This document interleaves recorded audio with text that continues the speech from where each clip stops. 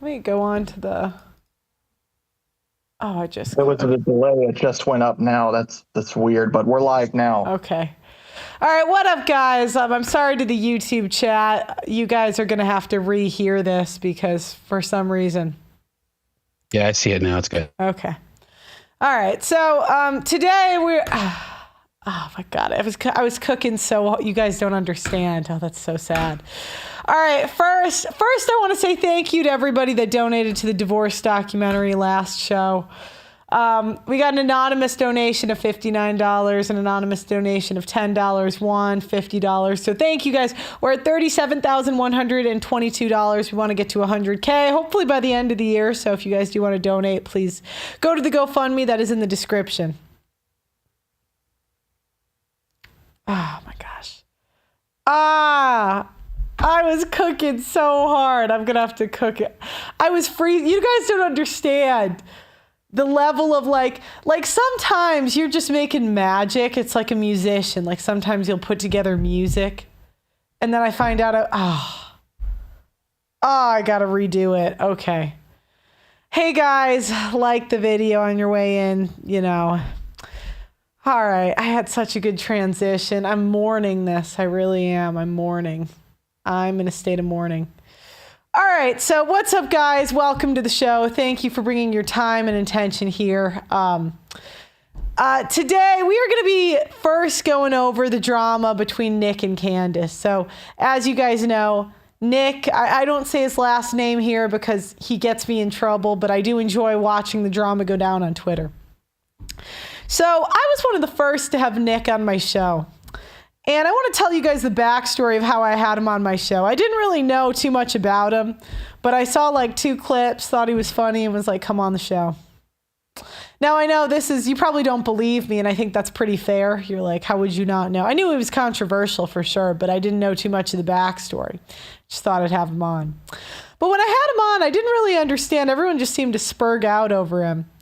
And, you know, I'm not going to go into all the details of this, but I always thought he was a good faith, actor.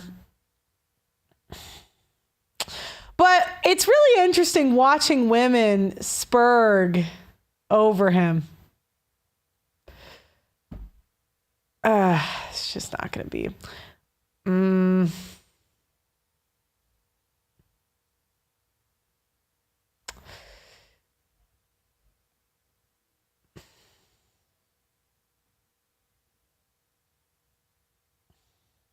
I just can't even remember what I said. It's like gone. All right, we're going to do a quick reaction while I gather myself. When I'm going and I get cut, I'm going crazy. Okay, so I kind of wanted to react to this, like the alienated, the anti-alienation project, because she brought her dad on. So this is a girl I've had on my show before, and her dad was like alienated from her. So I think the dad's actually coming forward now, and she was a victim of the silver bullet divorce. So we're going to watch this before we get into the topic, and then I'll regather and we'll go through it. I'm sorry, guys. Madison and I had an awesome relationship. Perspective of your family dynamic and like kind of how you see how you got here. Because I've heard a lot about what Maddie has shared, and Maddie shared a lot on her channel. But I'm curious from your perspective, how this all came to play for you and what was the aha moment you had in like understanding what was going on in your family. All right. So my take on it would be first to say that Madison and I had an awesome relationship when she was young. I would say all the way through maybe 6 or 7 years old. We did a lot together, and it was just great. I think Madison loved me, and I loved her, and we both loved spending time together. We did a lot of activities together, and we had a lot of one-on-one time, and we had a lot of also group activities. We participated in a couple programs, went to dances together, just stuff like that. Right. But as her mom and I started, as our relationship. And by the way, her mother was a Tradcon woman. So if you think the Tradcon, the conservative women are better, they're not. They're just as crazy. Soured. So yeah, I had the daughter, Maddie, on my show where I've seen her I think I reacted to her videos. She basically, as an adult, found out her mom alienated her from her dad. So she hated her dad for years just to find out it was all a lie. So this is her like waking up. I think there was my impression is that her mom really started clinging to Madison. You know what I mean? Kind of, let's be a team, and this is our side, kind of. And, you know, and then it's dad and the boys. And I feel like it turned into that type of dynamic a little bit in our family, where it was dad's got the boys, you know, she's got 4 little brothers. Right. We're all huge grown-ups now, but but I think our family dynamic changed to that, where her mom kind of clung to Madison. My perspective would be influenced Madison to spend less time with me, or to, you know, think she wasn't supposed to spend more time with me, or have much of a relationship with me. That's that's my perspective on it. Got it. I don't know if I had an aha moment per se. I don't know. It was kind of gradual, but yeah, just even when we were still all living under the same roof, it had definitely started to where Madison and I had kind of grown apart a little bit. Yeah, because what'll happen is the mothers, like, we just can't take as women negative information.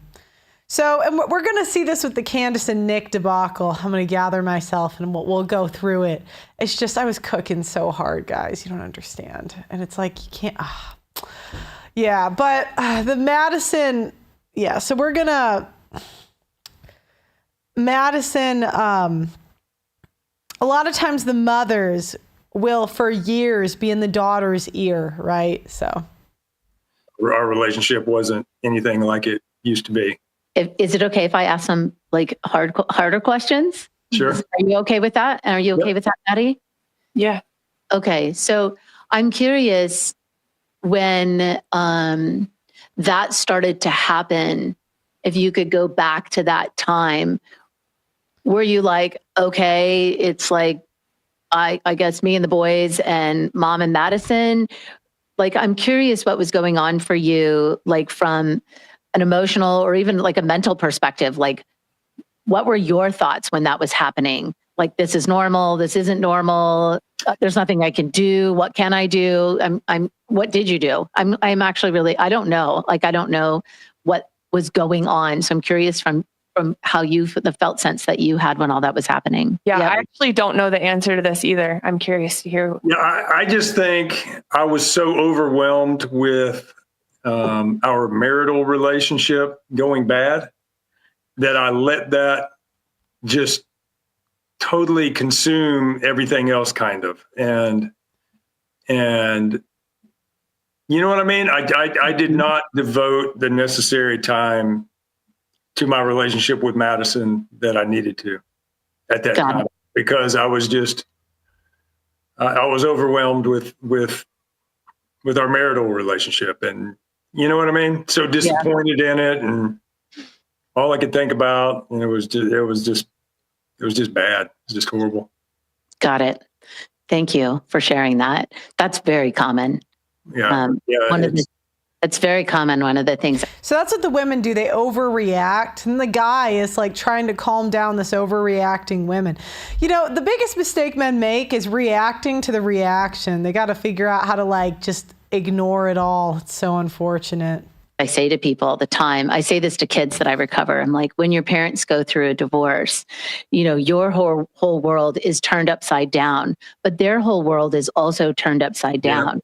Because they established a relationship and they were expecting until death do us part. And then when the relationship ends, it blows up, and the parents toss all their parenting skills out the window, and they are like destabilized, and they're like, what is going on in this, the relationship here? And they forget sometimes. It's like, not that they forget they have kids because they're all around them, right? But they forget emotionally. It's like all the things that are going on in the spousal relationship. And then when they're like, oh, wait a second, I'm also a parent and I have all these littles I'm responsible for, especially when you're dealing with pathology within a family or this family dynamic, when you start to find your footing again, one or some or all of the children get lost in the shuffle. And that's actually very, very common. And the kids internalize that, like, I'm the bad one. And then if you have devoted so much energy, and I was always torn the last couple of years between, is this worth fighting for, good people and good parents. And when this happens, there's a lot of shame and guilt that comes along with this family dynamic being a targeted parent. And it's like trying to find your footing again. And every time, like, you'll hear the women's side about these like abusive dads and all this stuff. And then the dads will come forward and they're just like these chill guys. Like, it's just these guys that are just like chilling, And a lot of people sort of don't do anything for a long time because it's embarrassing and it's shameful and you feel all of these things and you also don't know what to do. It's true. It's true. I mean, I devoted so much energy and I was always torn the last couple of years between, is this worth fighting for, And so much energy went into trying to make it better. Yeah. And then when you would have, downsides, just kind of suffering through that. And it was overwhelming. It was hard to compartmentalize that. And they said they're chill because the crazy women are no longer in their life. Yeah. And that's the thing. Like, women will drive you to insanity. Yeah. Like, I think you'll go crazy. Oh my gosh. Sometimes I'll say things and I'm like, I'm doing it too. It's like, our nature is like chaos. I really believe it. And deal with the other aspects of your life. And I know for a fact the kids got left behind a little bit in that regard.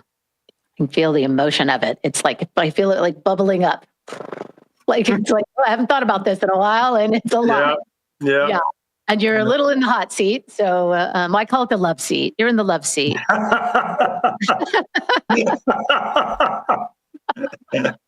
Although it might feel a little hot. It is a little warm. It's warm love seat here. But one thing I've always been thankful for, and I just continue every day to be thankful for, is how truly great our relationship was when Madison was little. Yeah. Because I've always felt that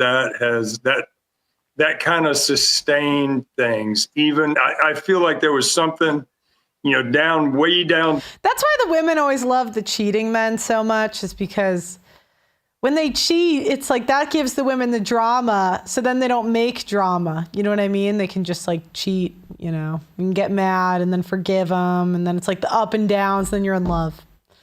But then when the men are just like chill guys, the women have to make up stuff to like feed the victim arc, Deep in the bottom of Madison's heart that always told her, wait a minute, I think you're saying the nagging's worse. I think it's the gaslighting, because you almost think you're going to go crazy. And that's what I saw Candace on the timeline with Nick. I'm like, and I'm going to get into this story. But I just saw her trying to drive a man crazy. And I'm like, this is why they go insane, is because you'll say something and you think it's true, right? But then when there's this crazy reaction, you're like, am I in the wrong? Because you project yourself onto them. You're like, I would only react like that if somebody said something crazy. Maybe I'm in the wrong. And then, that's what happens. Dad's actually a good person. He's not a bad person. And maybe I should, I don't think Madison ever truly gave up on me. Yeah. And I think it's just because we were so good when she was young. We were, Madison and I just kind of, I don't know, it's hard to explain. I feel like our personalities, I don't know, we just mesh really well. You're bonded. I've always felt that. Always felt that. That beautiful bond between a parent and a child is never, ever broken. It just gets tucked below the surface for safekeeping. And when it starts to come up to the surface and they're still in the dynamic, they like push it down. And yeah, so her story is kind of crazy. She was in a silver bullet divorce. So that's essentially when the dad comes home and he's kicked out of the house with a restraining order. And this was like a Catholic woman. So he's like kicked out of the house. And it's just interesting because I've heard she reconnected with her dad as an adult. And I've heard this story for a while. So I just saw it premiering and I'm like, oh, I want to see what she said she didn't find like piece this all together until she was an adult. You know, but it's never, ever broken. It's always there. So you're right that those early days, Yes, really are the things that create and establish that bond, and that unconditional love that's shared between the two of you was always there and it was never broken. And for parents listening to this, I know I say this all the time and I'm like, you know, don't lose hope and always fight because it is worth it. And it's very easy to get into your own.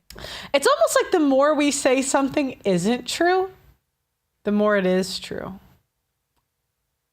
I think that's our nature. Like place of stuckness, right? It's like, you know, does she still love me? And it's like, do you still love her? Right? And it's like, of course, right? That love that you have, I can see it. It's like it radiates off of you. And, you know, it just does. And that really special father-daughter bond. And she's your only daughter. So, of course, you know, daddy's little girl. Yeah, it's just different.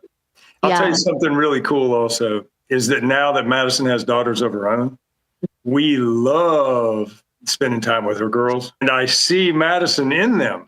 That's such a cool part. Like, he's so happy. How could you say he's an abusive monster?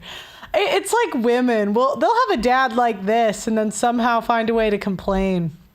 Like, look at him. You could see his face like lights up talking about his daughter. Joe Rogan does follow me on Twitter. That was a pretty cool moment. He does follow me. So. Yeah. Because they'll say things and they'll think things and their nuances, you know, it's like, gosh, this is just like Madison was when she was 6 years old. Oh, you know, yeah. It's really I want to anymore. skip a little. And in her world, that was, you know, I guess it kind of made sense, you know. I don't know if I know everything, but I think I know most. Maddie, do you want to ask him a question? I've never seen Madison be so quiet. I know. Okay, he did not invite me on the show. I just saw he followed, and I'm like, ooh, maybe I'll get an invite someday. I think part of the reason why I wanted to do this is because I know that I always say that my dad is like a glass half full person every single day of his life. Very positive guy. And I appreciate that. And I think I get the sense that whenever I try to talk about something that happened in the past, or whenever I'm stuck in the past, which I often or have been, that my dad tries to help me move forward. And I appreciate that. But I feel like there has been a little bit of a lack of understanding about why it's been so hard for me to move forward. Mm. Yeah, I'm the type person that I guess I just don't like dealing with hurtful things if I don't have to. Yeah, because they're just better people than us. They just want to move on. Women, we want to fight it out forever. They just want to move on. And when we get hurt, it's very hard for us to like let it go. Where men they can just say, "Oh, see ya." You know, I just want everybody to be happy. You know, it makes me uncomfortable to deal with uncomfortable, hurtful things. Yeah, and I can sense that too. Yeah. And it doesn't make it right. I understand. I'm curious what support you would need to be able to hold that space for Madison so that... Okay, I just was curious if she'd talk more about the alienation. He just, look at him, he's so nice. That's just kind of little, I modeled my behavior after my dad, I'm sure. Yeah. I'm willing to. All right, we'll come back to this a different day. I'm going to leave a super chat. I don't want my card information on the screen. All right, so that's adorable. Maybe we'll watch. I want to go through the whole thing and maybe find highlights, but I just saw it was premiering as we were going. You should check out her channel, though. It's the Anti-Alienation Project. She talks about how she was alienated from her father and then woke up. Okay, so today I want to talk about women gaslighting. Now, I was talking about this before the show. I really think women, we just have two defaults. It's gaslighting, virtue signaling. And that's just what we go between. It's like we got to three. Gaslighting, nagging, virtue signaling. And I'd like to say most of my observations about the world, they some come from Rollo Tomasi, some come from Myron, some come from Kevin Samuels. I talk about the great men that inspired a lot of my work. But the number one thing that I liked about when I was watching like Red Pill content is it just made everything make sense. I would hear something and I would say, oh, that's why it is. So I guess Candace is crashing out on Nick right now on Twitter. And I just thought this was the funniest thing I've seen in a while. Now, I had Nick on my show, and I didn't understand why he makes everybody crash out. I didn't get it. To me, he was one of the most pleasant, guests we had on. He was super nice. He was on time. And I understand some of his opinions are pretty out there. I don't agree with a lot of them. But I just thought as a person, I'm someone, and I think this gets me in trouble. I have a very liberal friend, and he tells me that in media training, you can't say, and I guess this is where I get in trouble, because I can understand a very left person's point of view and a very right person's point of view. But I guess when you say I understand, that means I agree. And he just said in media training, they tell you not to do that, but I guess I missed that. Now, Nick, he's being called a Fed today on Twitter. And I guess Milo is saying that he's a Fed. And this is causing him, Candace, and Nick to crash out. And the reason I was thinking about this is whenever there's a woman involved, women have a tendency to make up stories about men and women and go around to a bunch of people. And then when they come out, they'll all corroborate it. And that's how things tend to go. And Candace invited Nick onto her show, and she really could have discussed, they're in politics, so they could have discussed politics. They could have discussed all this cool stuff. But instead, Candace decides to focus on why aren't you married, and bring up personal information. And that's really the challenge that we're starting to get in branding nowadays, is it used to be about the information. Now it's about the person. It's why I kind of have a hard time with this job at times, because I'm a flawed person, right? I'm not, there's a lot of ways that I could be better. I have regrets in life like anyone. And women have a tendency to come for me. When women attack me, they might attack who I am as a person, and they're vicious with it. But when men attack you, they just call you an idiot. And I'd really prefer the idiot. Like, you tell me why I'm wrong. So, Pearl on Tucker's show, I don't think he'd ever have me. So what I thought this was interesting was this was just an example of female gaslighting, Candace. So Candace has a tweet and comes out and she says, I am honestly in awe about how much Nick has publicly lied about me since he left my house. But rather than cry about it, I have invited him back on for an actual debate where he can bring his alleged receipts. So women feel a tendency to be entitled to being a bitch to you for life. And they also feel entitled to defending themselves when you're calling them a bitch, right? So Candace invites Nick on her show, and she's actually quite rude to him. It's kind of a setup interview. And then Nick goes on his show and, you know, he talks about why it was a setup interview. And then Candace is mad because he didn't want to start a fight to her face. And I'm like, isn't that the most kind of ghetto thing to say ever? Maybe I shouldn't say it. You know, you got to say it to my face. Well, why would I want to do that if I'm going to be gaslit, bitched at, and nagged? Like, if those are my three options, why would I do it? And women feel entitled to this. They feel entitled to the fighting. And they call you weak if you're not going to do it right to their face.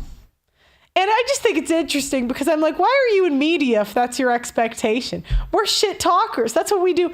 You know, if you had Blake Lively on your show in front of you with Ryan Reynolds, I don't think you would go through all of the information you reported on. I really don't. I think it would be a little bit awkward, and we all kind of know what comes with this job.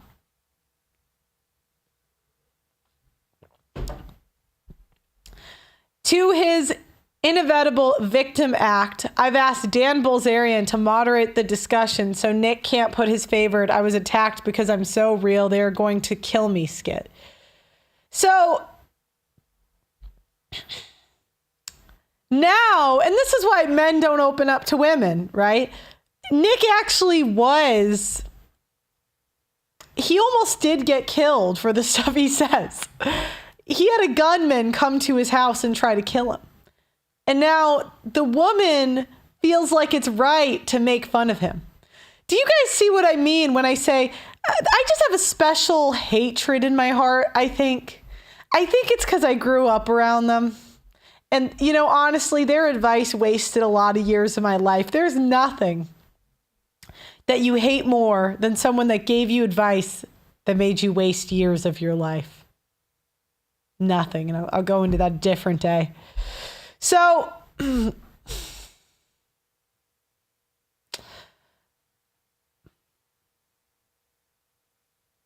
point is with this, he in a way opens up, like he talks about, that's something vulnerable and probably one of the scariest moments of his life.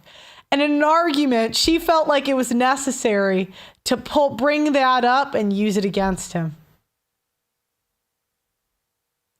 Too many theater boys in politics. And so now she's trying to insult him and call him like weird or dorky or whatever. I'm like, Candace, do you think you're cool?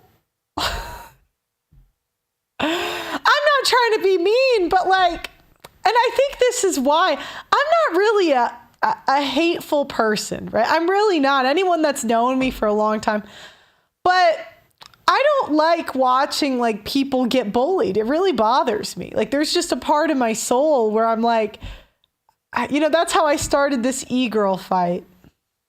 That is because even though I disagreed with Emily on the ring comment, I just still thought, all right, you don't need to call Emily a whore. Like, I mean, we didn't need to do all, that's just not, you know.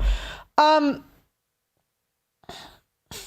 that's how I feel like watching this. She knows that she has, like, she's a woman. She's got the woman card. This will be fun because I will reveal to the public that we should not fear the discussion if we're telling the truth. And I just am thinking, like, what does this have to do with the topic? Like, I thought this was Israel-Palestine, right? But now it's Nick's a theater kid. Nick was mean to this person. Oh, you're gonna kill me, like making fun of him. And I'm like, what? Vicious. So then it says Nick is a sensitive theater boy. Needs a woman before he becomes an old man. He's starting to look like it. It's honestly weird how people can't see he's performing. The mistake people keep making is avoiding Nick. It allows him to keep up the victim act and his lies go unchecked. So this is what women want to do, right? Women hold a tally of every bad thing you've done in your life. And look, I'm not a saint, right? But it's pretty exhausting, especially with women, is they just every time you've said something wrong or done something wrong, they just keep, it could be from 3 years ago. They keep bringing it up, right? I'm not kidding when I say he lies about me almost pathologically since he left my house. It's like he only came on so then he could then pretend to be a victim of some attack that never happened. I've never seen anything like it. But a Twitter back and forth is meaningless. We could do it face to face and he could bring the receipts. And so she's saying, I want to gaslight you, right? She's saying, please let me gaslight. I want to be able to gaslight you.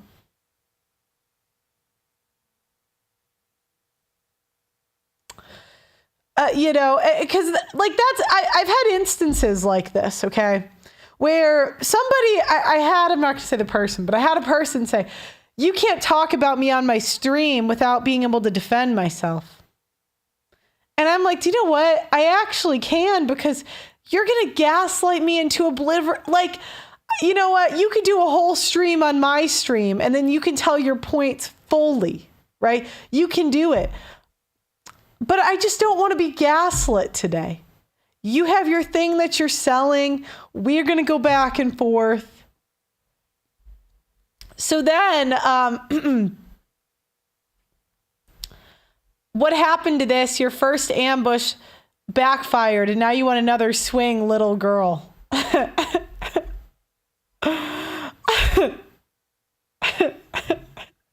Presumptuous to think I'd want anything. And this is what happens. We reveal female nature, right? We reveal a woman doing something wrong, and the woman has to gaslight us into eternity.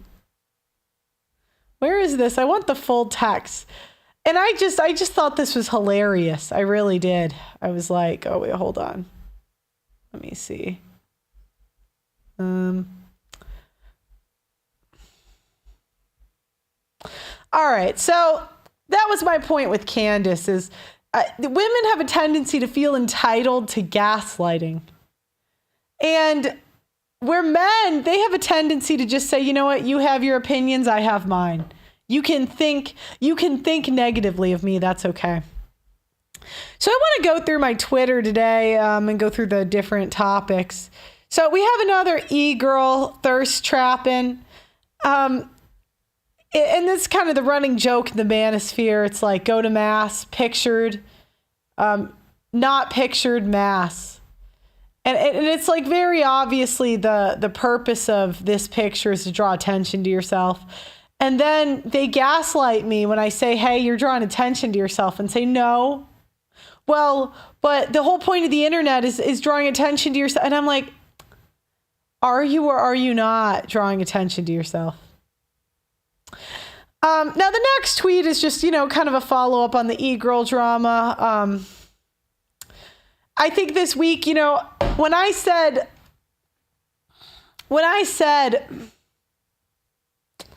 that the women were in fact using their relationships to build their brand, they all gaslit me and said that it was a good thing. So now that the week is over, would you say that this made men more favorable towards Christianity or less favorable towards Christianity and marriage? And I think that's the real point here, is that marriage is going to disappear because women are actually the worst marketing for marriage. They show men every single day why they shouldn't get married. Let me see what else I got. The Lila Rose clip we're going to go through, so I'm going to skip over these retweets. I said girlfriends behave better than wives because, I thought about it. Oh, I made a slideshow for this, actually. I did make a slideshow. And, in a way, getting legally married is putting yourself in a non-traditional relationship. Okay, hear me out. It's actually, I would argue, it's more traditional to be a girlfriend than a wife. Now, you might say, Pearl, that's so crazy. Pearl, that's insane. And I would even go further to say situationships act like more of girlfriends than wives, and men that date for marriage have a tendency to never know what that is like, to have a woman completely obedient and on your program, because once you give the woman what she wants, then we go nuts. So here's the ways women can destroy you, right? So these are the ways women have leverage: police, reputation destruction, as we saw in the first video, family court, and there's like a million other ways. So, feel free in the comments to put things I should add to this. But I want to make this simple. The only thing men have is cheating and walking away, like women being afraid you're going to cheat and women being afraid that you're going to walk away. And the challenge you have is when you get married, you're taking away, you're saying God is going to like smite you down or whatever. You're going to go to hell if you sleep with another woman or walk away. So that's your only leverage. So they're basically saying,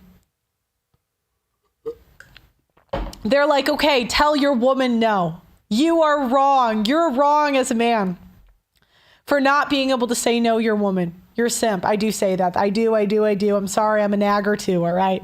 But, and to some extent, I would agree.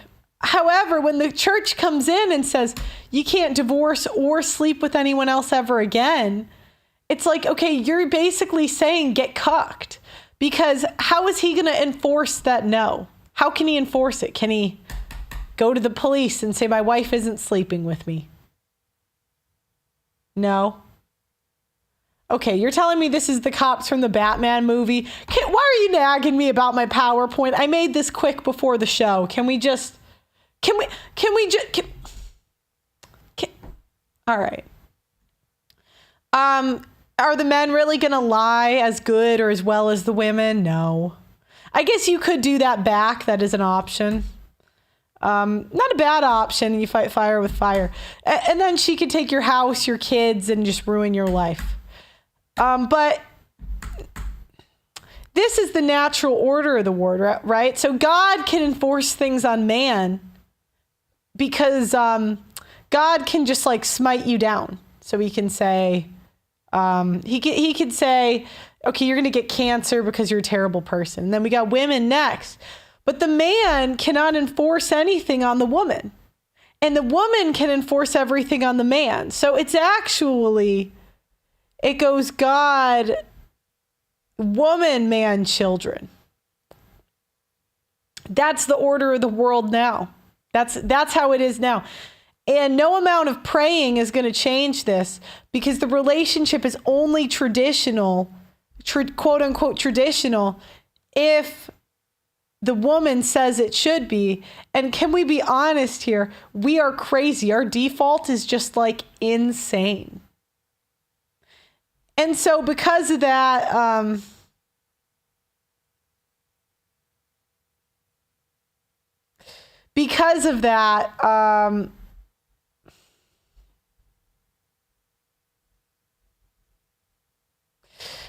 you cannot have a traditional relationship in 2025. It doesn't exist because it's all dependent on if the woman feels like it. And some days, look, guys, and I try to be honest about this. When I was doing my show, I'd always say we as modern women.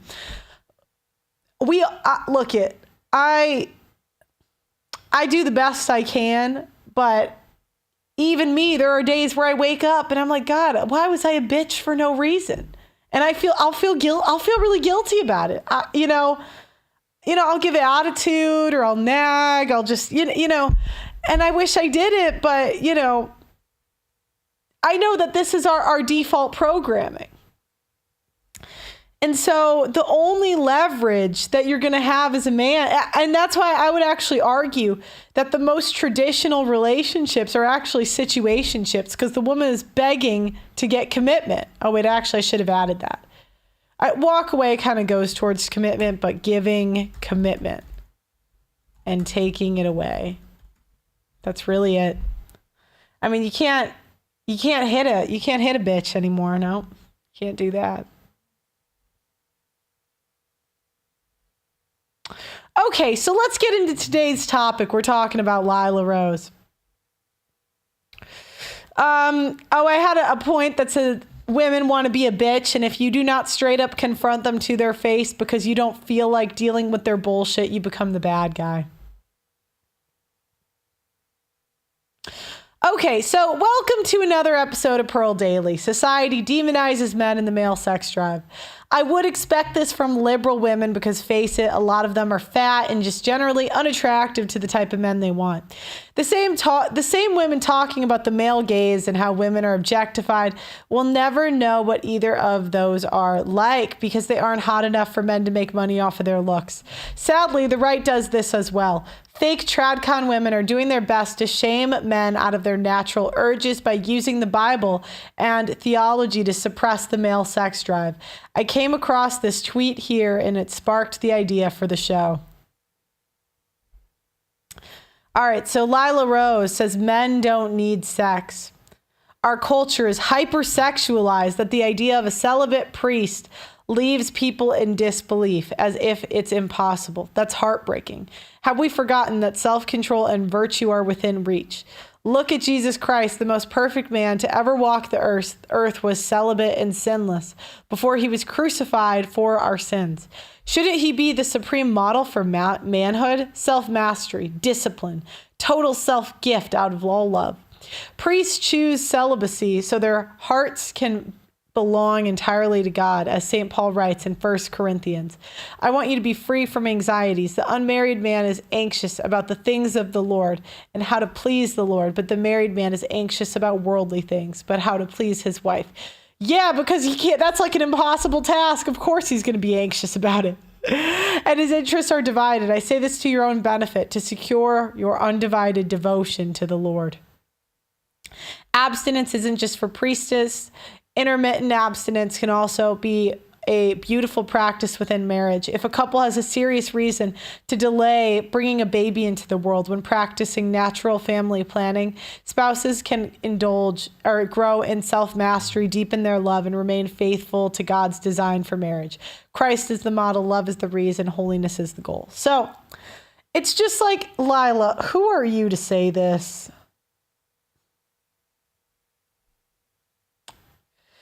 I just don't understand where women get off nagging men about their behavior. And she said this when she came on my show. All right, here we go. Can we all talk about Father Mike Schmitz? I showed him to a girlfriend who's not Catholic, and she's like, when's Mass? What about the man needing sex? So right now they're lusting over like the guy in the front and then signaling purity. It's like the audacity. The audacity. And you know what? Christians used to treat sex as a need. They really did. And this is the problem. In the old days, you got a wife, you got your sexual problem solved for you at 16. And they treated sex as a need. So they said, look, I know you're going to start wanting to have sex, but instead of shaming a natural urge, here's your wife. Here's your trad wife, and you'll be married by 22. Go off, have your children. But now, I mean, maybe the girls would sleep around at 15 or 16, but it was done early. Your sexual problem was solved. But now, you know, men can't help what's on the menu. Wives are not, you know, if you go to a restaurant and you keep trying to order a wife and that's not on the menu, that's not your fault. That's not your fault. And so women are shaming men for responding to what is on the menu. They didn't ask for this society to be built like this. They didn't ask for women to be going for like 10% of men. They didn't ask for that. But that's what's on the menu. That's what they have to choose from. So what tends to happen is the women, they want the privilege of choosing their own husband, of marrying for love, and also getting to signal purity. Nah, bitch. You don't get both. Get an arranged marriage young. If you didn't marry young, I don't believe you're pure. And we need to, I don't. What about the man needing sex? That's just a cultural narrative that basically says men are like animals and they have to be able to do this sexual thing. Otherwise they're going to go crazy. And the reality is there's whole vocations that are celibate. Yeah, and how did that go? How did that celibacy go, Lila? And these are virile men, men's men. Some of the most masculine of men I know are priests. We need food. We need air to breathe. We don't need sex. It's a gift of coming together. And it's so evil because you're basically telling people not to live a part of life. You're trying to shame people into not, like, that's a part of, like, taking a girl on a date. That's a part of life, you know, getting a girlfriend.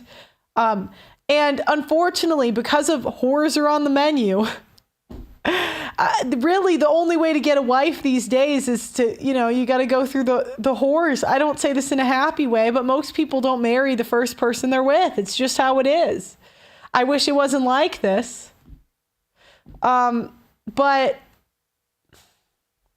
this is what's on the menu.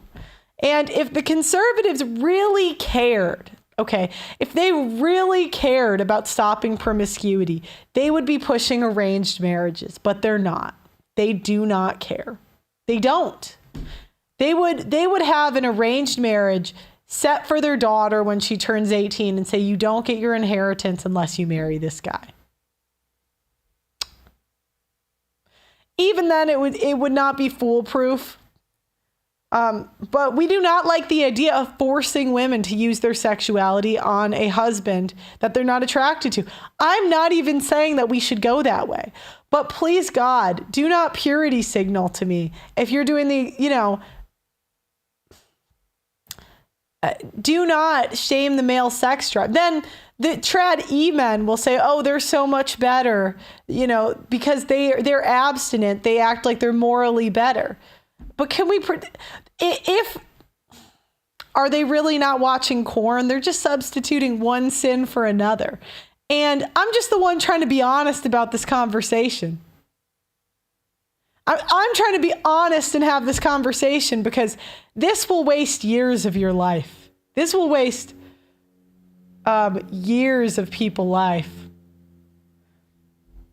Designed to bring life into the world. I think the sexiest thing about a guy is like their self-control. And my husband has amazing self-control. So after baby number 4.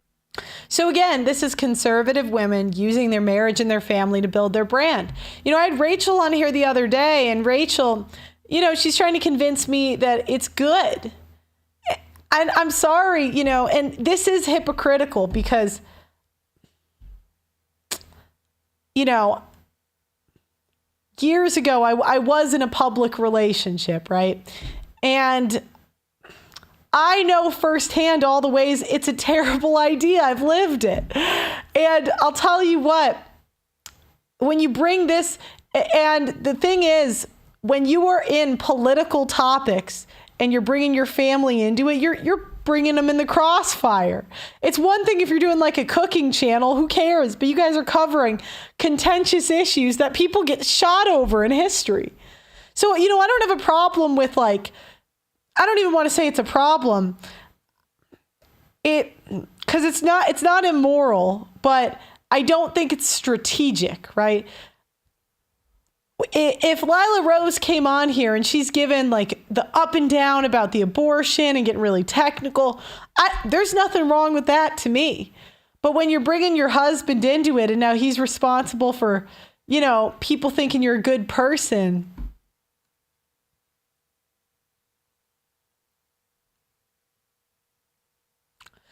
You know, that's a different story, you know.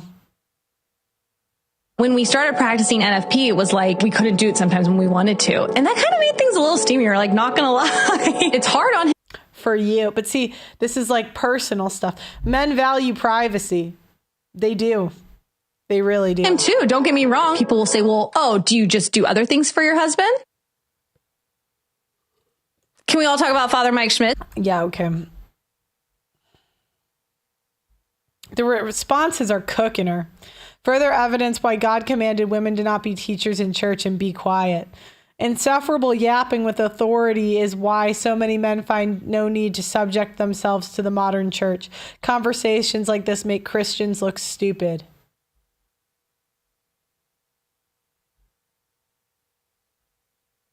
Men need sex. This lady is retarded.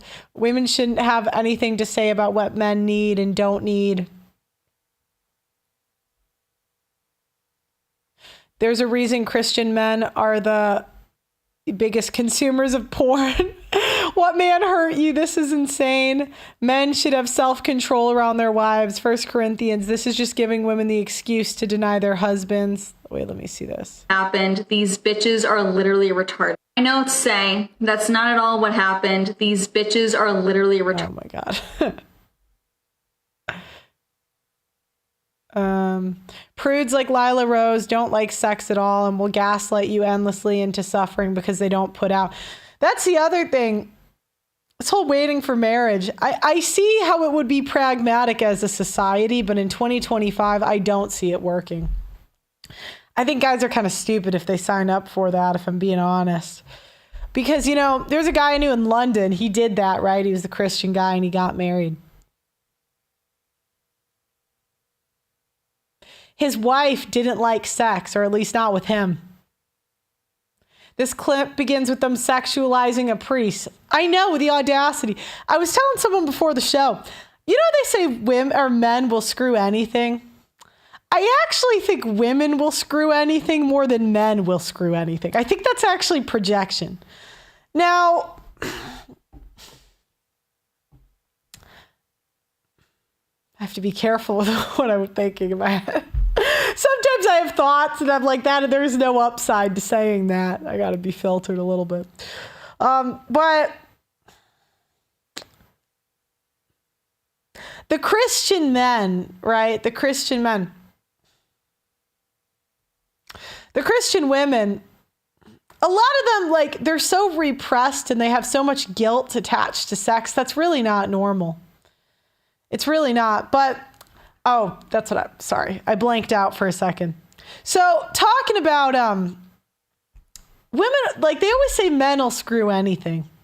And I just don't think that's true, you know, because men, they're risk averse, right? So if men might find out they hooked up with a girl, they might not do it. If they think she has a big mouth, if they think she might ruin their money, like, there's many reasons, Matt. Like, an example is I think a lot of men have left education because they just don't want a false accusation. Where women, I mean, they're clearly not afraid of a false accusation. If you've seen the news, I mean, they're screwing these young boys. And they're like putting out, like, they're not even careful at all. You know, they're just, I can't even believe it. Some of these cases are coming out. So, like, if you look at women's exes, there's always one women aren't proud of, where it was just the right guy, to any woman that says they haven't had one. I'm like, yeah, okay. Can we stop, like, playing pretend here? Not one? Really? When did you get married? Oh, 27, 28, 32. And really, in a decade, you didn't have one? You thought that was a bad idea?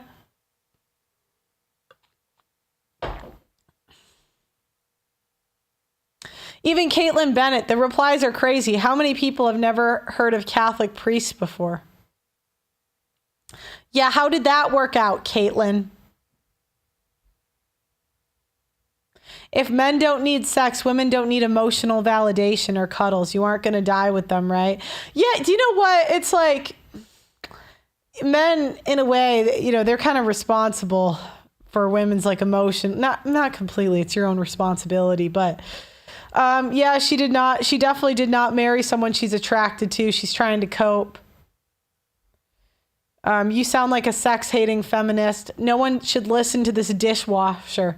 Your proof is priest, the same priest that had a problem with boys in the 90s. All right, let me go back to the... So here goes Lila trying to tell men what they should and shouldn't be doing. And I had her on my show and I asked her why she, as a Christian, felt like it was her place to tell men what Christian doctrine says it's not. She didn't have a good answer. None of these women do. So at the 1 hour, 33 second mark when she came on my show. People. Oh my gosh, this whole thing was just her nagging. Oh my gosh. It was so brutal. It's a covenant. It's designed for more than what I get out of it, but it's designed for what actually, I can give. Tell you, for both men I could tell you what gave me this. Good thing. I could tell you what gave me this opinion. Sure. It's fake. Yeah, tell me. It's fake Tradcons. That no, and do you want to know what do you want to know what that is? Do you know what that is? Tell me. Yeah. Wait, was it here? Was it here? Let me double check. 1 hour, 33 minutes, 10 seconds. Oh, okay. I guess it's coming in. Tell me why you, so it sounds, if I don't want to mischaracterize your position, but it sounds like you're saying marriage is bad. It's not worth it. No man should get married. Is that your position, or am I misreading you? My position is it's a bad deal for men. So would you say then, would it be then, therefore men should not get married, would be your Do you think it's in your place to tell men, do you think it's your place as a woman to tell men what to do? Well, I'm not going to go tell any specific man you should get married or you should not, because I don't know what he should do. I can say, generally speaking, marriage is good for a lot of people and it's a beautiful gift and we need more healthy marriages. Do you see the gaslighting? I'm like, can you answer the question? Do you think you're kind of moving the goalpost a little bit? Do you think it's your place as a woman to tell men what to do? I mean, if let's kind of break that down. Are you saying gaslighting? And these women are like, well, why won't you argue with me on my show? It's like, yeah, because you're so unpleasant. And I just have to be gaslit by you. I can't, as a woman, say, we should have homicide laws that stop men and women from killing people. Then, yeah, in that sense, I guess I'm telling men what to do because I think we should have those laws. So in their I think it depends what you mean by your. Okay. Do you think it's in your place to tell men what to do in their house? Do you think that's your place as a woman?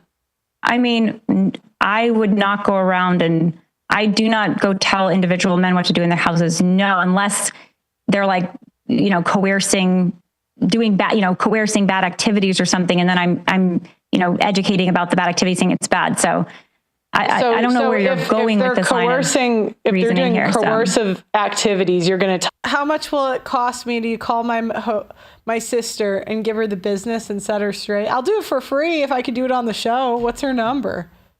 Put it in the chat. Wait, you can put it on Twitter so everyone else doesn't call her. And tell me your message for her. I'll do it right now. Tell them it's bad.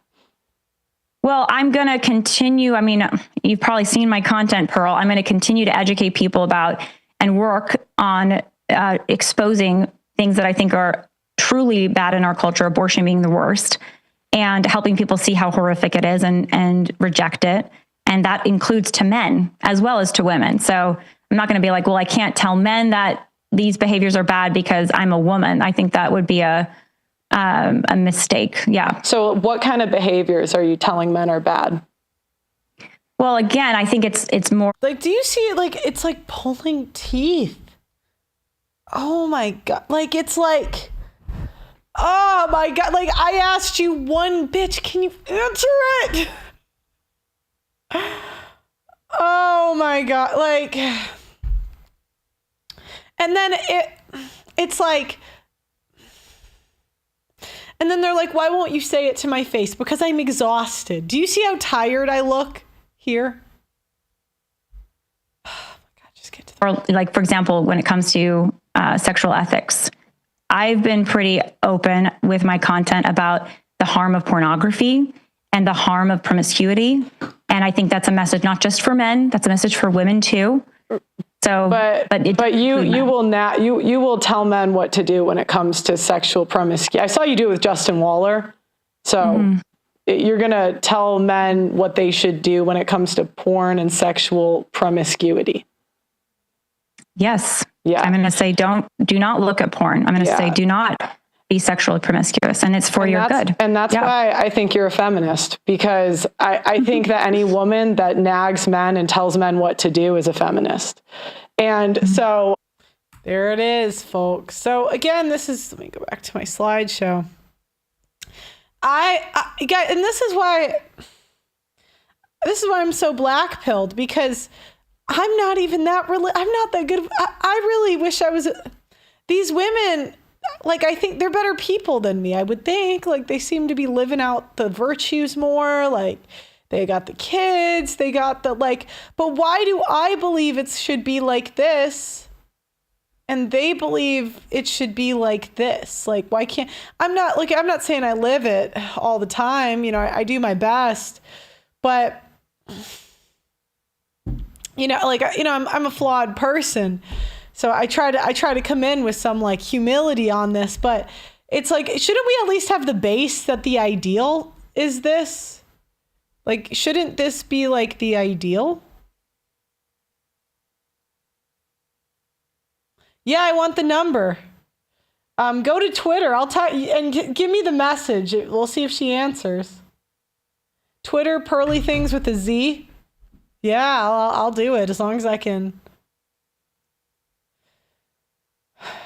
So, and if you're nagging, you're automatically, because you would never nag your boss, right? At least, you could only nag your boss after like years of hard work and like dedication and loyalty, So, okay, here's another one where I asked the same thing to Lauren Chen. And so it's like, watch these clips and tell me that these women tweeting their kids this is what I mean when I say, like, a woman having a kid doesn't make her a better person. She's just a bitch who had a kid, And if anything, I actually think this does the opposite. I think this markets men away from marriage. I think they're like, oh, hell no, this is what I got to deal with. Yeah, let me see. Something can be unacceptable behavior, though, still within a marriage. Absolutely. But who are you to tell a man how to speak to his wife in his house? Isn't that out of order? I mean, you do that all the time. You call other men. So gaslighting. Oh, but Pearl, I call them simps, but I don't tell them what to do. I will call them. I will. I'm a flawed person, right? But sometimes the simping is just crazy. But gaslighting. It's all the time. But I don't tell them how to talk to their wife. That's your business. That is absolutely not true. Okay, there are name it. Go ahead. For sure. There are tons of times where there will be actual gaslighting. Do you see this This is what I have to deal with. Because I don't know. I just, when Nick talks, when I had him on my show, there's just like a sense of humility where I'm like, I feel like we're on the same wavelength where you could say, okay, there's times where I've taken it too far, whatever, but this is what I'm seeing. And I don't know what motivates a lot of these people, but I don't know if they're dumb or like, I don't know what it is, but I'm like, look, I'm not saying I'm perfect. I'm not saying I'm the best spokesperson. There's better people, but I'm like, if these are the married women, then God help us. God help us. I saw Myron saying like, why would you listen to an unmarried woman? And I'm like, Myron, do you see the quality of the married women? Do you see? Now, I'm not saying to listen to an unmarried woman. You got to pick and choose. I think the best way when looking at advice, the best thing you can do is take advice, try it for 2 weeks and ask yourself, is it working? That's all you got. If it's working, keep doing it. If it doesn't, try something else. That's it. That'll save you years of time, ladies. But I'm like, if these are the women, that's the challenge is nobody knows how they are at home. So I'm like, this is what I have to choose from. God help us. God help us. Lord help us. Do you know what I'm like? Send the asteroid. Okay. These are the beliefs. And by the way, this is what they're willing to say publicly on a podcast. God knows what they're willing to do in private. This is what they're willing to do in public. Yeah. Myron, I'm like, Myron, these women. This is actually, maybe I'll do a hierarchy next show. A hierarchy of, should I do it? Are we able to, can I use that still? I can, right? It's a little dark, but I could still, oh no, that other light's off. Maybe I'll put it on here. No, okay. I would do a hierarchy like I did the hierarchy of whoredom. I would actually do a hierarchy of who behaves the best. And I would put side chicks on the top of that list because there's nobody that works harder than a side chick. Nobody. There's nobody that works harder than a literal side chick. you could be like, you could say, side chick, come over, and it'll be 4 a.m. and she'll be sprinting. She'll be sprinting to come get you. Yeah. Men in your comments saying, you want the whiteboard? I didn't turn on the lights before, so I would have to, if you guys want me to, but you guys got to keep the likes up while I turn this like light on, or attempt to. It could take longer than I think. Then there might be a pause in the show. I'm moving soon, but there's like so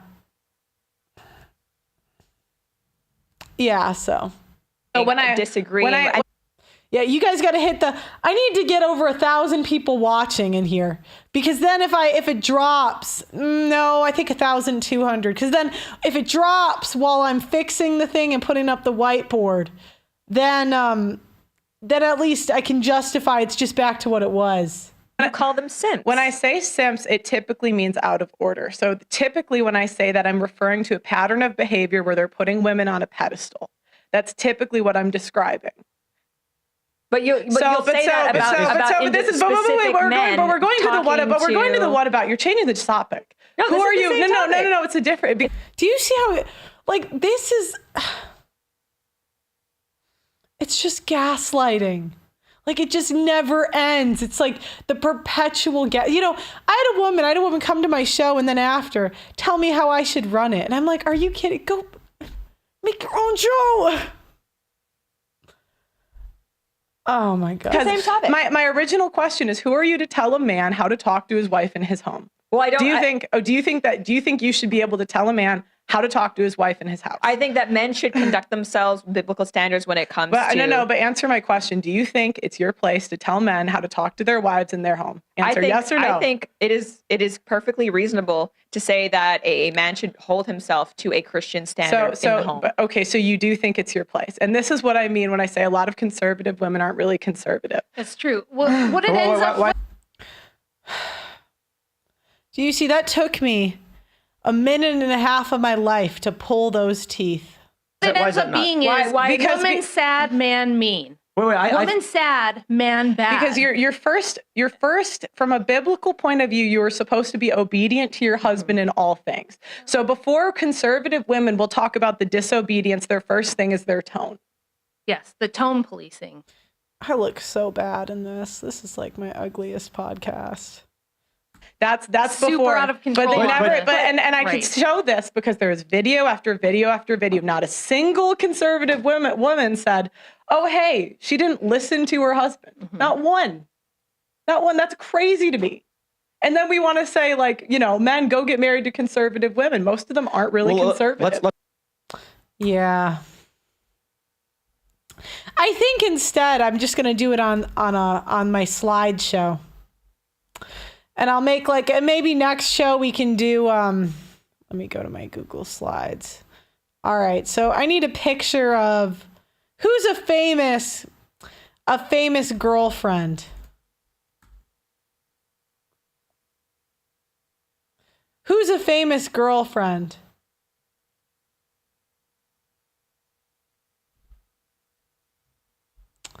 I'll just show Goldie Hawn.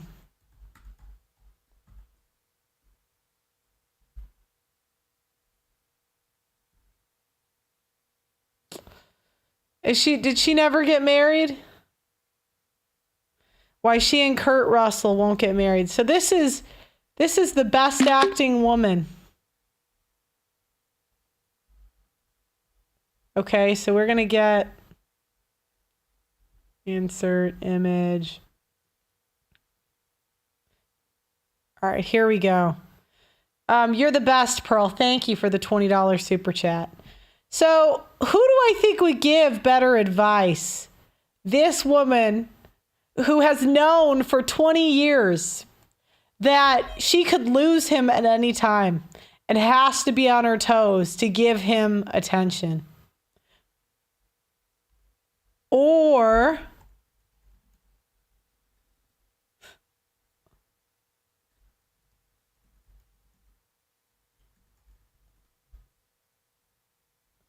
or Candace, who's married. She might have more kids. She might have the title. But I can tell that she doesn't really pay attention to what men want because of the nagging. Who looks happier? Which husband? I gotta go. Or which guy? And that's the real question, is whose husbands look the happiest? I'll do a whiteboard thing. The thing is, my studio's not set up here, and it's a different day. It's going to be fixed soon. I would put, if I had to make a hierarchy, on the top is going to be side chicks. I think they want it the most. Then situationships, then girlfriends. I'd put wives at the bottom. And you know, they were like, oh, why would you take advice from someone without a ring? And I'm like, because they have to work. Wives don't have to do anything. Wives are in the least traditional relationship because they have all the authority. At least when it's a girlfriend, he can cheat on you and leave you and take away the commitment. You know? And I'm not claiming that it's wrong to want, you know, but yeah, you got it. So, all right. So like most undercover feminists on the right, they keep denying that sex is a need for men. Men need food, water, shelter, and sex. And I would argue in 2025, conservative church-going men have had it worse than liberal men. In a sense that on the left, liberal women acknowledge that men need sex, and they just want the men to sleep with who. Wait, hold on. Sorry. Conservative church-going men have it worse than liberal men in a sense than on the left. Liberal women acknowledge that men need sex. They just want the men to sleep with who they want them to sleep with. Fat women, ugly women, trans women. Conservative men are being denied sex in general, and it's getting to the point where Tradcon women are thought policing their men, telling them what to think about sex at all. How did it get to this point?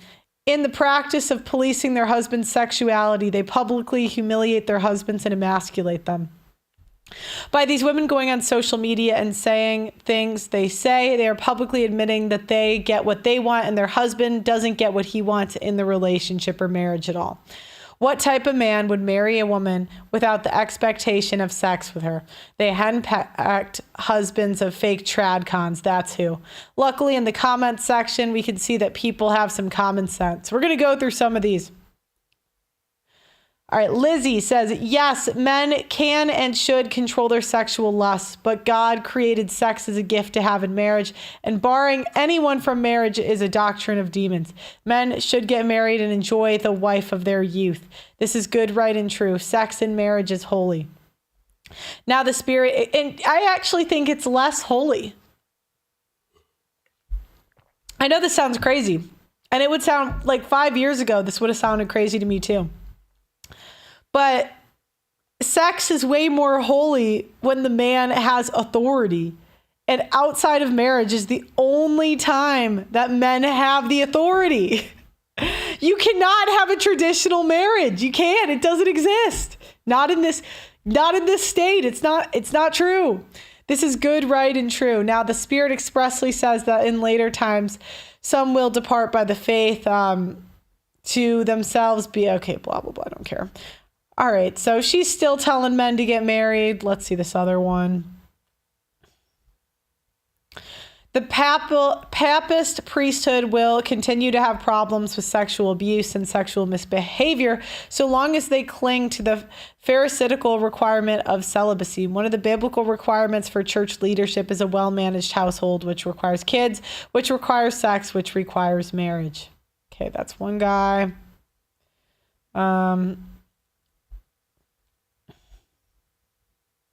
In my experience, dating very Christian women just results in dating someone whose main pastime is rules, lawyering you with Christian teachings that she barely understands. Date a secular girl and then take her to church. Thank me later.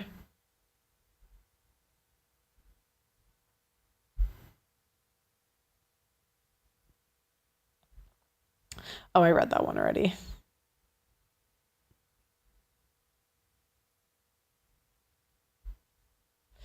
All right, this is why Paul said, I suffer not a woman to teach or have authority over a man. It's the proliferation of women in areas they shouldn't be that is causing many societal problems. 80% of therapists are women, 80% of HR people are women, and the majority of divorces are initiated by women.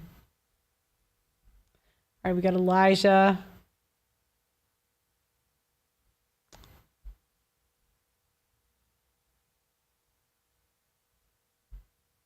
Oh, I read that one already. Okay, so we're going to do a little bit of a... Oh, wait, hold on. All right, so sex is a need for men. The sooner these fake Tradcon women realize it, the better. If they want men to return to the church and conservatism, they have to accept and promote this idea. Like, imagine if they had 22-year-old... Like, if you wanted to market a church, say, hey, we have 22-year-old hot wives that love sex.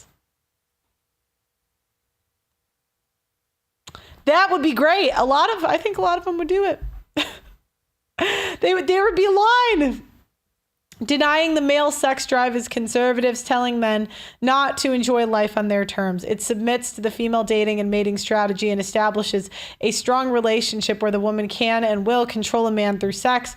Conservatives also need to promote that sex is essential to a good marriage. Women want provision, protection, and love in a marriage, and men want respect and sex. A woman in a marriage shows her respect and admiration to her husband by having sex with him. So we're going to watch this video. And then I just want you guys to call on the topic. What did you think of the Lila video? We're going to watch this first. Sex is how your husband feels loved and respected. Your husband is not a woman. He is a man. And sex is incredibly important to a man. And it's where we miss each other and just go totally different ways as husband and wives. But if you ask a good man, what are the top 3 things that are most important to him in a marriage and in a relationship? Sex is going to be number 1, if not number 1, 2, or 3.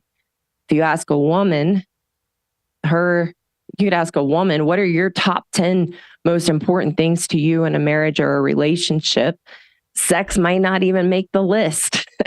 It might be like number 8, 9, or 10, maybe. So we have to understand it as women that sex is incredibly important to men. And we know that. That's why we use sex as a weapon, and we use sex to manipulate and control. And we all know how we do that and have done that.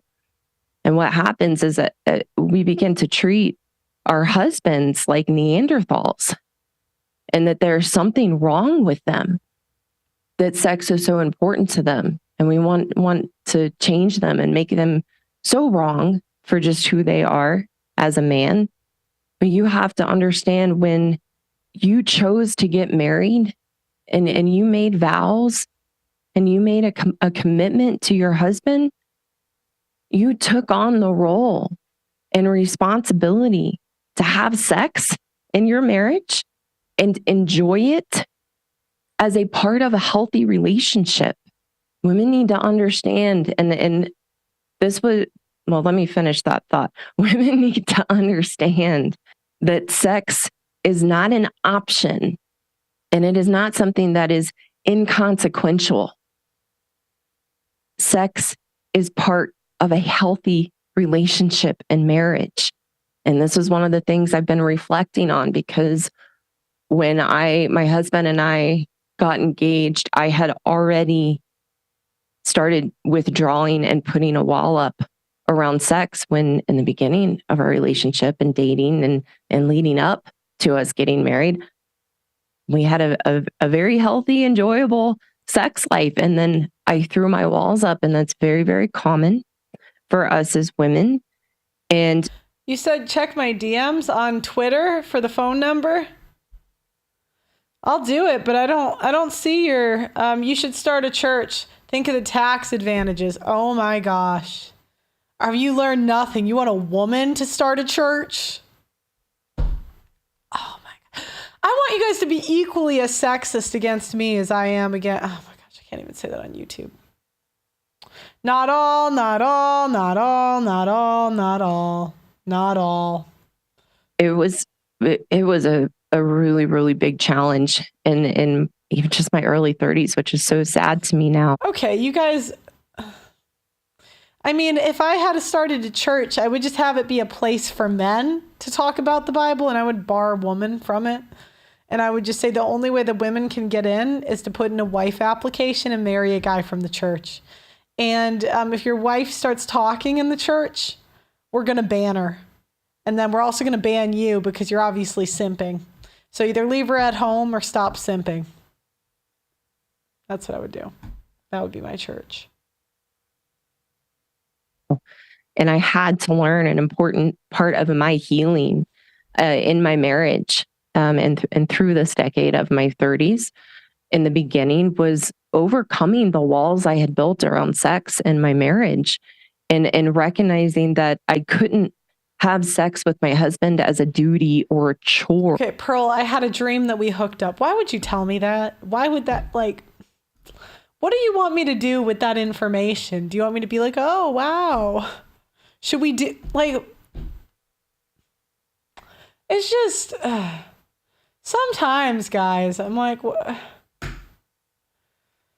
what platform? I don't see the phone number. Did you send it on Instagram? I'll check Instagram. Or an obligation. When we have sex from a place of obligation or as a chore, we feel used, we feel resentful, if we're doing what we're supposed to do. That's actually a wonderful example of being nice, is doing sex to check the box and say done. Maybe I bought myself a week or two and then shutting down. That's not okay in a marriage. That's a cruel, cruel way to treat your husband, who is a man in which this is very important to him. So ladies, let me make it very, very clear. You cannot have a healthy marriage. You cannot have a healthy relationship if you are not having sex with your husband, or you are shut down to sex and doing it as an obligation and a chore. It's not okay. And you can't have a healthy relationship or a healthy marriage from that place. We all know sex is part of a healthy relationship. And here's something that is very important, ladies. We all enjoy sex. If you remember when you met your husband, or before you met your husband and you were dating and having different relationships with men, we couldn't wait. We couldn't wait to get together and meet up for a date and know where that was going to lead. And we can reflect back to the beginning of our relationship, before we got engaged, before we got married, and we were in the newness. We loved and enjoy having sex. We begin to put our walls up, and I'm not going to get too much into that, but I do want you all to know, trigger warning, we're going to be talking, or I'm going to be talking a lot more about our relationship with sex as women and the importance of it in a marriage, and how to overcome the walls that we have built around it, and how to overcome the withholding of sex that we have put into place in our marriage. And I'm also going to be talking about how everything we've been taught by the experts about sex is wrong. That we are not ovens that need to be warmed up first. That's another video for another time, but it's really, really important. I don't think it's that hard to have sex. Does it? Important. We have been fed so many lies and so many myths and so much misinformation. You said you sent it on X. Let me see. I am not. Can you put your Twitter handle in the thing? Because I'll do it. Do you think she'll answer? I'm in these group chats. Leave these that people add me to. Information. What's your at?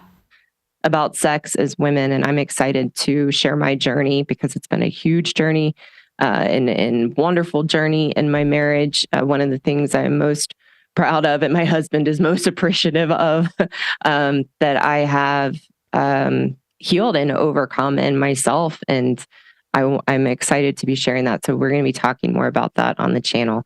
But that's the number 2 thing your husband really wish you knew, that sex is how he feels loved and respected, and that it's not an option in marriage, that when we made those vows, that's the commitment we made. It's part of a healthy relationship. And when, as women, we can reconnect with the fact that we enjoy sex too, then it's something we do for ourselves and enjoy for ourselves, that we get the benefit of it and our husbands get the benefit of it. But the key piece is we really do have to remember that we enjoy it and not have sex for our husbands as something to check off the list just because it's important to them.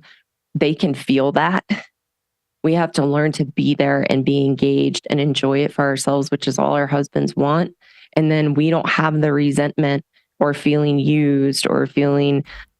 All right. I think we get the point. Let me see if there's anything else we're supposed to go over. Okay. I just want to know you guys' thoughts on Lila Rose on the topic. Do you think sex is a need? And if you've ever been in a sexless marriage, call in, talk about it. We got Doug MPA on the line, and I'm going to keep looking to see if the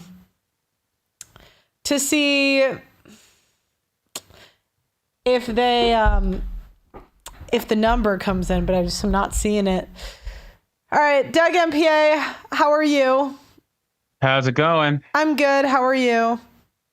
I'm doing good. Guys, you got to stop simping in the chat. It's been out of control this evening. Stop the simping, please. It's ridiculous today. I know. We're going to ban for simping. Yeah, man. Come on now. Yeah, so, I mean, I like what you said to Lila when she was on your show about, Lila's an undercover feminist. We all know it. And she makes her husband look bad. And that's what these trad wives don't understand when they go out saying the crap that they're saying. It's bad for her, but it's even worse for her husband. She's pretty much saying, oh yeah, my husband doesn't get sex from me at all. And he's fine with it. That's why I'm telling you that you can not sleep with your husbands. Because my husband doesn't get sex from me. That's exactly what Lila Rose is saying in a whole bunch of words. Have you ever been in a sexless marriage? No. I've never had a sexless marriage. I've never had a sexless relationship. I've had ones where everything but the sex was was bad, but the sex was always good. Nice. Is Beardson on the line? If he is, have him come up. Yeah. Yep. He's been here. I'll have him come in. Yeah. I wanted to see what he said. I keep looking. I want to call this guy's sister. I think it'd be pretty funny. Beardson's audio is connecting. Beardson, there he is. Beardson, you there? Hello, can you hear me? Hey, Beardson, how are you? Hey, how are you doing? I'm good. What did you think of the Lila Rose clip? Oh God, dude. I have this past week has given me like Catholic e-girl fatigue, dude. I'm burnt out. We've got to put a stop to this. Who's letting these women buy microphones? Okay. So what do you think? Do you think sex is a need? I wouldn't say a need per se, but it's really important. It's like, I would say sex is the same way that I would treat cake, right? Where it's like, I don't need cake, right? But I really like cake. So what do you think about the women that don't think it's a need for their husbands? I think that's totally embarrassing. And what's funny about it is that isn't even, because I'm Catholic, you know that. Mm-hmm. That isn't even necessarily, like, everything that they're saying is not even the Catholic worldview. Mm-hmm. Obviously, of course, sex does serve the purpose of procreation. Mm-hmm. But it also serves the purpose of demonstrating love between a man and a wife. Mm. It's a dual purpose, right? And this whole idea for one, that like Catholics are just strictly forbidden from using contraception that's not true. Okay. She's lying on that. That doesn't make sense. Like if you have like 4 kids, like you're absolutely allowed to like have contraception so you can continue to have sex with your partner. I think it's just cope. And the whole thing's really humiliating too. If I was that woman's husband, I would be totally embarrassed. Are you just say partner? What like marriage partner? I don't know. I'm an incel, dude. I don't know any of the terminology. No, any of this. I just don't understand why people call people a partner. Like it's one of the worst things to ever happen. So when I hear someone that's religious or Catholic or something and they call a woman a partner, it's just a little pet peeve of mine. Go ahead. I'm sorry. No, you're good, man. I mean, I'm an incel, so I'm never gonna get married. You're so not. I don't know about it. Weren't you married before? No, that's a lie, Pearl. I thought. Okay, whatever. But I was just asking because one of the questions I've never been on a date, Pearl. Okay, you need to accept that. That's not true. Because one of the questions is, do you know anyone that's been in a sexless marriage? Oh yeah, totally. I mean, I'm 37, so I've definitely, dude, especially, you work with a bunch of guys and every day they come in and they're just pissed off and frustrated, They're like, yeah, I'm supposed to get lucky. I didn't get lucky last night, Even the phrase get lucky. Sorry. What do you think about this? Because I was talking to Pro about this earlier. We used to have a term where, you ever hear the term sow your wild oats? So like a young man, he would sow his wild oats when he was young and when he was a teenager and in his 20s, so he can get it out of his system, because when he got older and he got married, he'd have a responsibility and all this stuff to do, and that would factor into like the amount of times that he could have sex. But then he would be okay. I would imagine that's because he would be okay with getting less sex, because you have a lot more to do, a lot more responsibility, but you got it out of your system when you're younger. Right? Yeah. Yeah, I mean, I think there's some truth to that. Obviously, there's like a biological element to it too. Like once you hit like 35, 40, it starts to drop, whereas like when you're in your 20s, like you're high T, dude, you're ready to just bone anything in sight. So there's definitely, but yeah, for sure. And I don't know. I mean, I'm definitely not, I'm not like a pro wild oats guy by any means. Like I don't think that. I think that's like royal oats. Sorry about that. Go ahead. Yeah, but I said it wrong. No, you're good, man. But I'm not like a pro oats any kind, whether wild or royal. I don't think it's necessarily a good thing to just go out and like bang a bunch of whores by any means, because you can end up with like an STD or something, especially nowadays. But at the same time, I mean, I don't like this idea that within the confines of marriage that sex should be something that should be like relegated to like an activity or like a chore for the woman. Like it's that time of the month. Well, like is it that hard? Like, I don't think it's that hard. Like, come on. I'm like a chore. I think the guy does more work if we're gonna really talk about it. Yeah. Like, come on. Dude, it's like what? You gotta lay there for 5 minutes. Like, oh, I'm so sorry. Wait, so I have a question. Out of your friends, what % would you say that are married or in sexless marriages? Just anecdotally, the ones you know. I mean, out of people I know, to be honest, I don't talk about sex at all with my friends. So I couldn't say like for my circle of friends what their sex life is, because I just find it the least interesting topic on the planet to talk about. But I mean, out of people that I've met, though, I mean, it's a pretty good chunk. I would say out of all the men that I've met and like worked with, like 30-40%, I would estimate are in sexless marriages. Who behaves better, girlfriends or wives? Girlfriends, 100%. Yep, 100% true. I agree with that. Who behaves better, girlfriends or side chicks?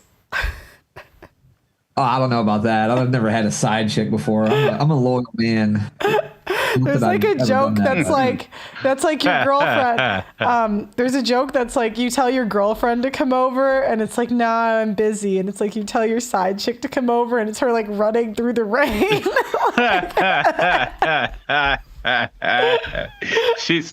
She pulls up in her Nissan Altima and climbs up the balcony and climbs through your window. She's trying to earn it, dude. She's got to earn that D. Okay. With some chicken strips and some French fries and a frosty Coke. Okay, can I say that? I will say this. I will admit that I maybe have been in one relationship before. I know you have. I know you have. Stop it. It was one, and honestly, it was the perfect relationship. I had this girl, and we weren't like boyfriend and girlfriend, but we were kind of fooling around. And she really wanted to be my boyfriend, and I just wasn't feeling it. So every night after I got off work, she would bring me homemade food, come over, we would fool around, and then she'd just leave for like 3 weeks. It was awesome. Yeah. But so that situation, I wonder who acts better, a situationship or a side chick? I don't know. I mean, honestly, situation. Yeah. Well, hold on. It depends, though, because there's a small percentage of the time where a situationship is the person acts terribly, and that's when they have the "what are we" conversation. And they only have that a couple times out of the year, but when they do, it's probably really bad. So you just have to deflect and get through that little bit of time where she asks, "What are we? I can't do this forever. You know, my parents keep asking, you know, am I ever going to get married? All my friends, blah, blah, blah." So I'd say a good percentage of the time is situationship until the holiday season comes around. Well, we practice on this show of how to just keep leading her on. So wait, Doug, go ahead. So Doug, MPA, what are we? I would say, I don't think it's the time to be putting labels on things. I don't think either one of us have that emotional bandwidth currently right now in our lives. But we're already acting like boyfriend and girlfriend. Why don't we just call it that? So that's when I say, boyfriend, girlfriend. I say, I don't think that we should limit ourselves to such labels. And honestly, I mean, I'm giving you everything that I can give you right now. And if it's not enough, I mean, well, then that's something that you're going to have to address. But right now, I'm giving you everything that I can give you, and I don't have anything else to say. What you got, That's Beard? way better. That's way better. I just told him my mom died. I was like, oh, my mom's dead. I can't. How many moms have you had die? Well, I'm an incel, so only the one. Only the one. Many women create their supervillain by denying their husband, boyfriend, or side guy to weaken the male's resolve and strengthen the other woman's. Yeah. Is any of the e-girls on the line? I added Beardson to the group chat today. Let me. I don't see. Okay. Unless you know who. No e-girls. It's all right. Who's Ernie B? Who's that? Do you know that person? I don't know. Sometimes people have different Skype names, but I was gonna give the e-girls first dibs. Huh.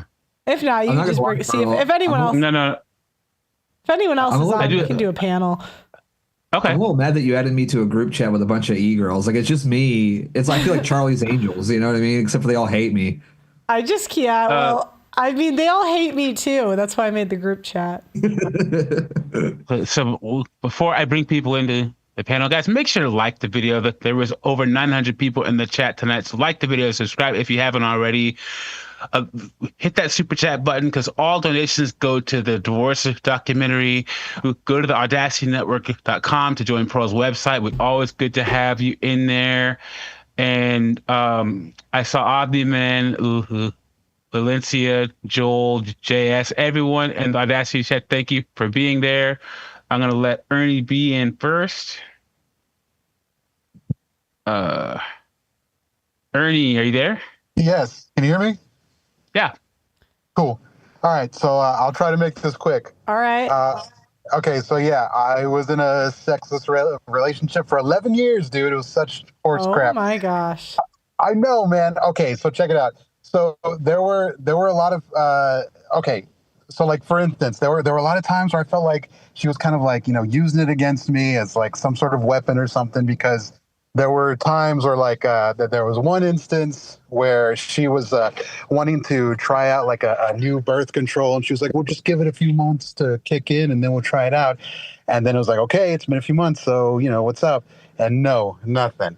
There were times where we would go travel, like to other states, and like as soon as we got to, I would be asking like, so we're gonna have fun when we get there. It's like, yes, of course. And then we get there and then nothing.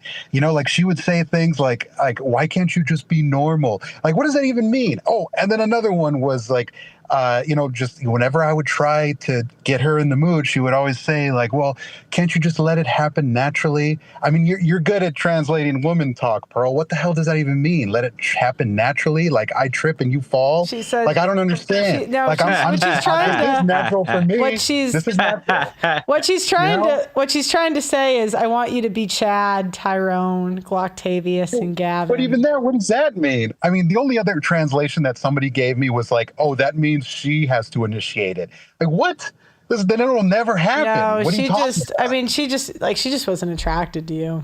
Some women marry men they're not attracted to because they want kids. Sorry. Well, we weren't married. No, thank you for letting me know how it is. We weren't married, but her sister was married, and she would say like, whenever her sister didn't get her way with something, she would tell her, well, just tell your husband that he's not getting lucky tonight or whatever. It works with me, like meaning, on me, like this bitch. But like it didn't work on her husband because her husband was already in his 50s and he didn't give a shit. He was fine with that, whatever. But yeah, it's like, and then like we would go to a party, she would get drunk and she'd be all over me. It's like, oh, I can't wait to get you home. We get back to my place, she's totally knocked out. Even the next morning, like, okay, what's up? Like, oh, I got a headache now. I'm hungover. It's like, dude, what the hell? But yeah, like the can't you just be normal thing really pissed me off because I think she had like not only her sister who was also in a sort of sexless marriage, but that's the thing. Her sister wanted it. Her husband didn't because he was older, whatever. But I think, and then all the other women that she was friends with, they were all married and they were kind of like also taking the reins on their marriage and kind of like, dictating to their husbands when or if they were ever going to get laid. So I think that's kind of what she was used to maybe. So when she said that, like, why can't you just be normal? It said to me like, why can't you be like all these? Were you ever tempted to cheat during it? I cheated constantly because of that, honestly, dude. And you know what? I had the side chick, and my side chick cooked, cleaned, and let me finish every which way. And I should have married her, man. You know what? I should have at least dumped, maybe not marriage, but I should have at least dumped the main bitch and then just went off to the side girl. But I was just too gutless to do it. I was mostly because I was liberal at the time, but thanks to you, Pearl. Now I'm black-pilled, but yeah, man, like the side chick was there. So what happened to the side chick? How long did she stay till she bounced? No, the side chick stayed for 2 years, and and eventually she was like, "What the hell? It's either me or nothing." And Dang, and you picked. She was letting you do whatever, and you picked. Oh man, you had kids. I know, dude, because I was too much of a dude. I know, dude, and you know what? Like she treated me way better. She cooked and cleaned and did everything, which was awesome. But yeah, man, I was too much of a dumbass to actually like see through the fog and actually do anything about it. Did you guys have kids? Was that why? Did you have kids? No, I did not have kids. Oh my God. No. I know, man. I know. It was a total L. One of the biggest L's I've ever taken. I'm telling you. The poor side chick. She was working so hard.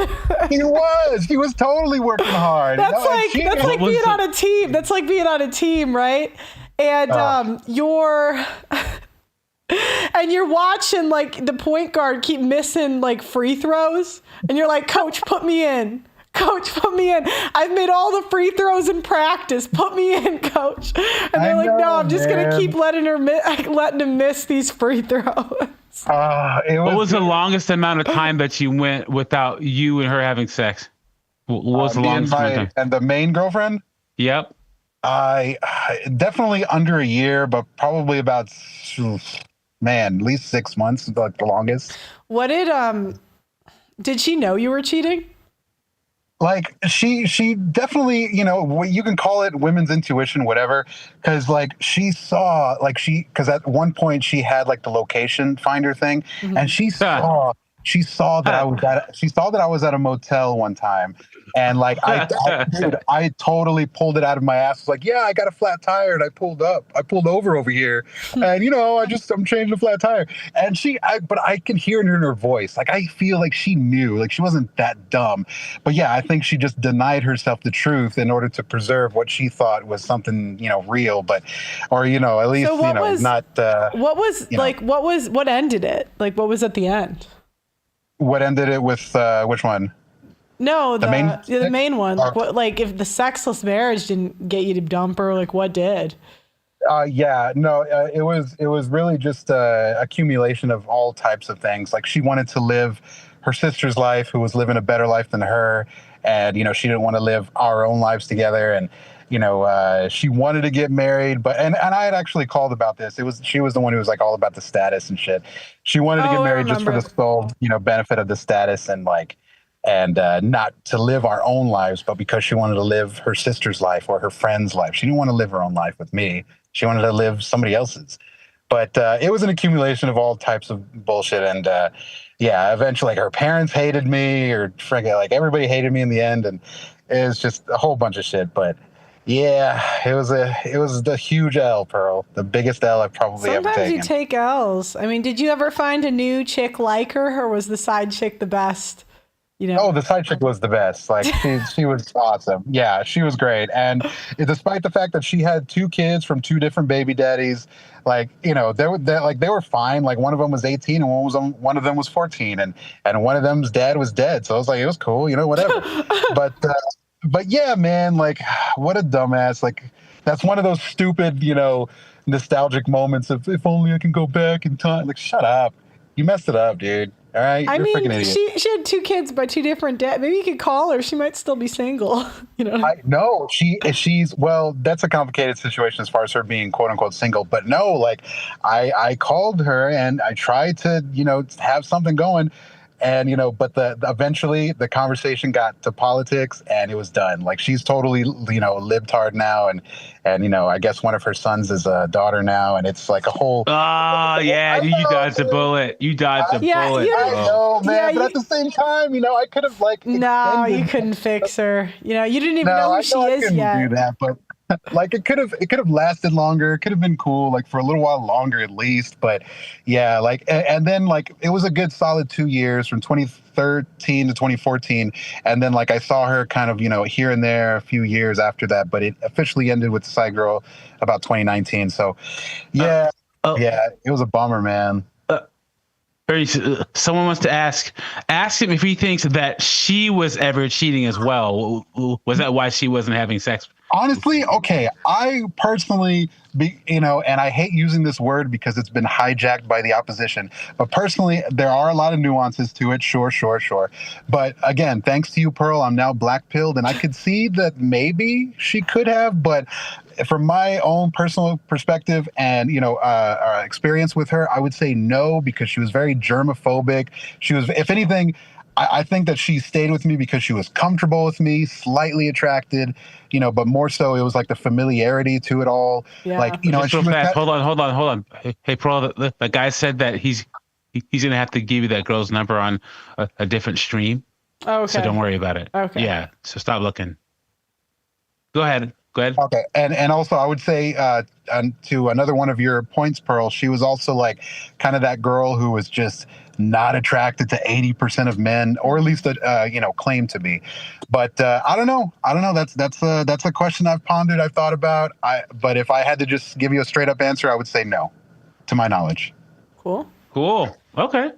Cool. Is it cool? It's not cool. It sucks. What do you mean? Well, it's a filler word. All right. All right. Thank you. All right. Thanks for calling in. No problem. Thanks for having me, Pearl. You're kicking ass. Thank you. We all take L's, guys. Knock it off. People, what an L? Yeah, come on, guys. We've all taken L's. At least he's brave enough to come up here and say his L. So good for him. You know what I'm saying? Beardson. He's an incel. I've never taken an L in my life because I've never. That guy, his wife was definitely cheating on him, by the way. I'm sorry. I didn't want to like say it to his face, but. Yeah. Yep. Okay. Next up, we have. She put out when Chad dumped her. Yeah. Next up, just so you guys know, on this side of YouTube over here, we say you're either that guy or you're not.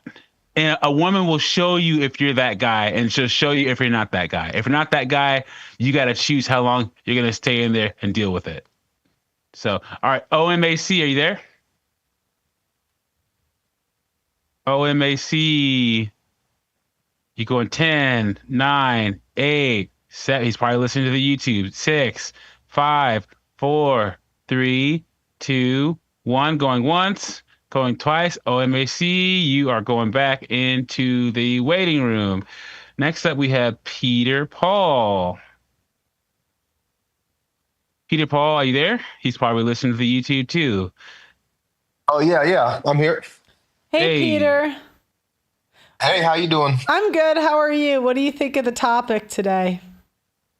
So I was talking to my wife about this the other day, and I don't mean to put any disparaging comments out, but the Catholic girl you were talking to, I don't know what it is, but she drives me up the wall. And I appreciate a lot of stuff that she's done, like any of us. Like, we do a lot of really great things in our life. But man, like, I think you have the right spirit on this one. And I don't agree with you all the time either, right? Who agrees with each other all the time? But I think you have the right spirit on this one where, we got a gun on our back, and it's just kind of one of those things, dance through life, talk about a simp, dance through life like you're not in target practice right now. I mean, they're always putting, the target on our back and just simping through life like it's not that way.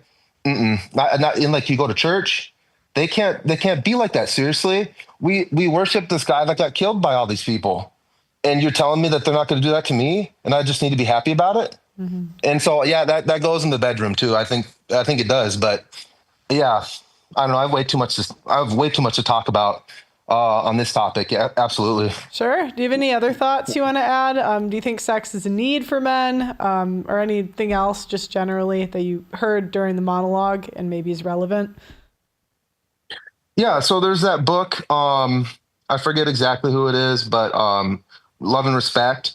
And it's true, women, they need oxytocin way more than men do. Actually, oxytocin attacks testosterone, right? So men need way less of that oxytocin, that connection hormone. Women need it. That's the love part. And then the respect, men drive off of serotonin and dopamine and all that kind of stuff. And frankly, that annoys a lot of women.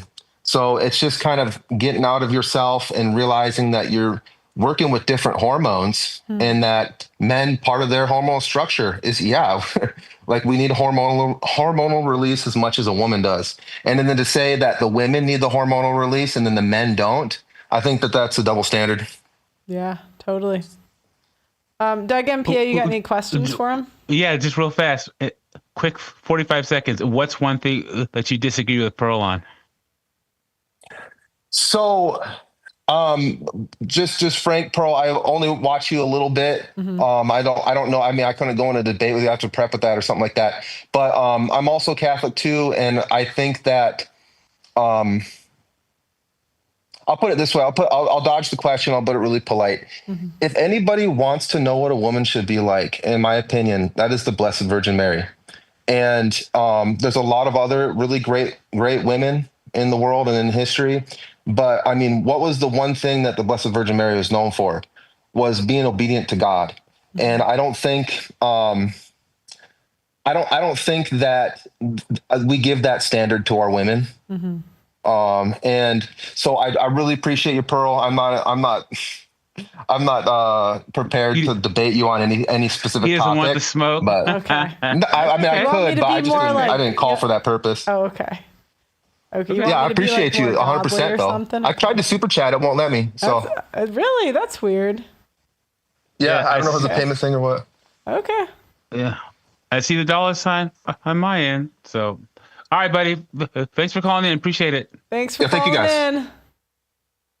That's weird. They can't super chat. Huh. I can see it in the chat right now.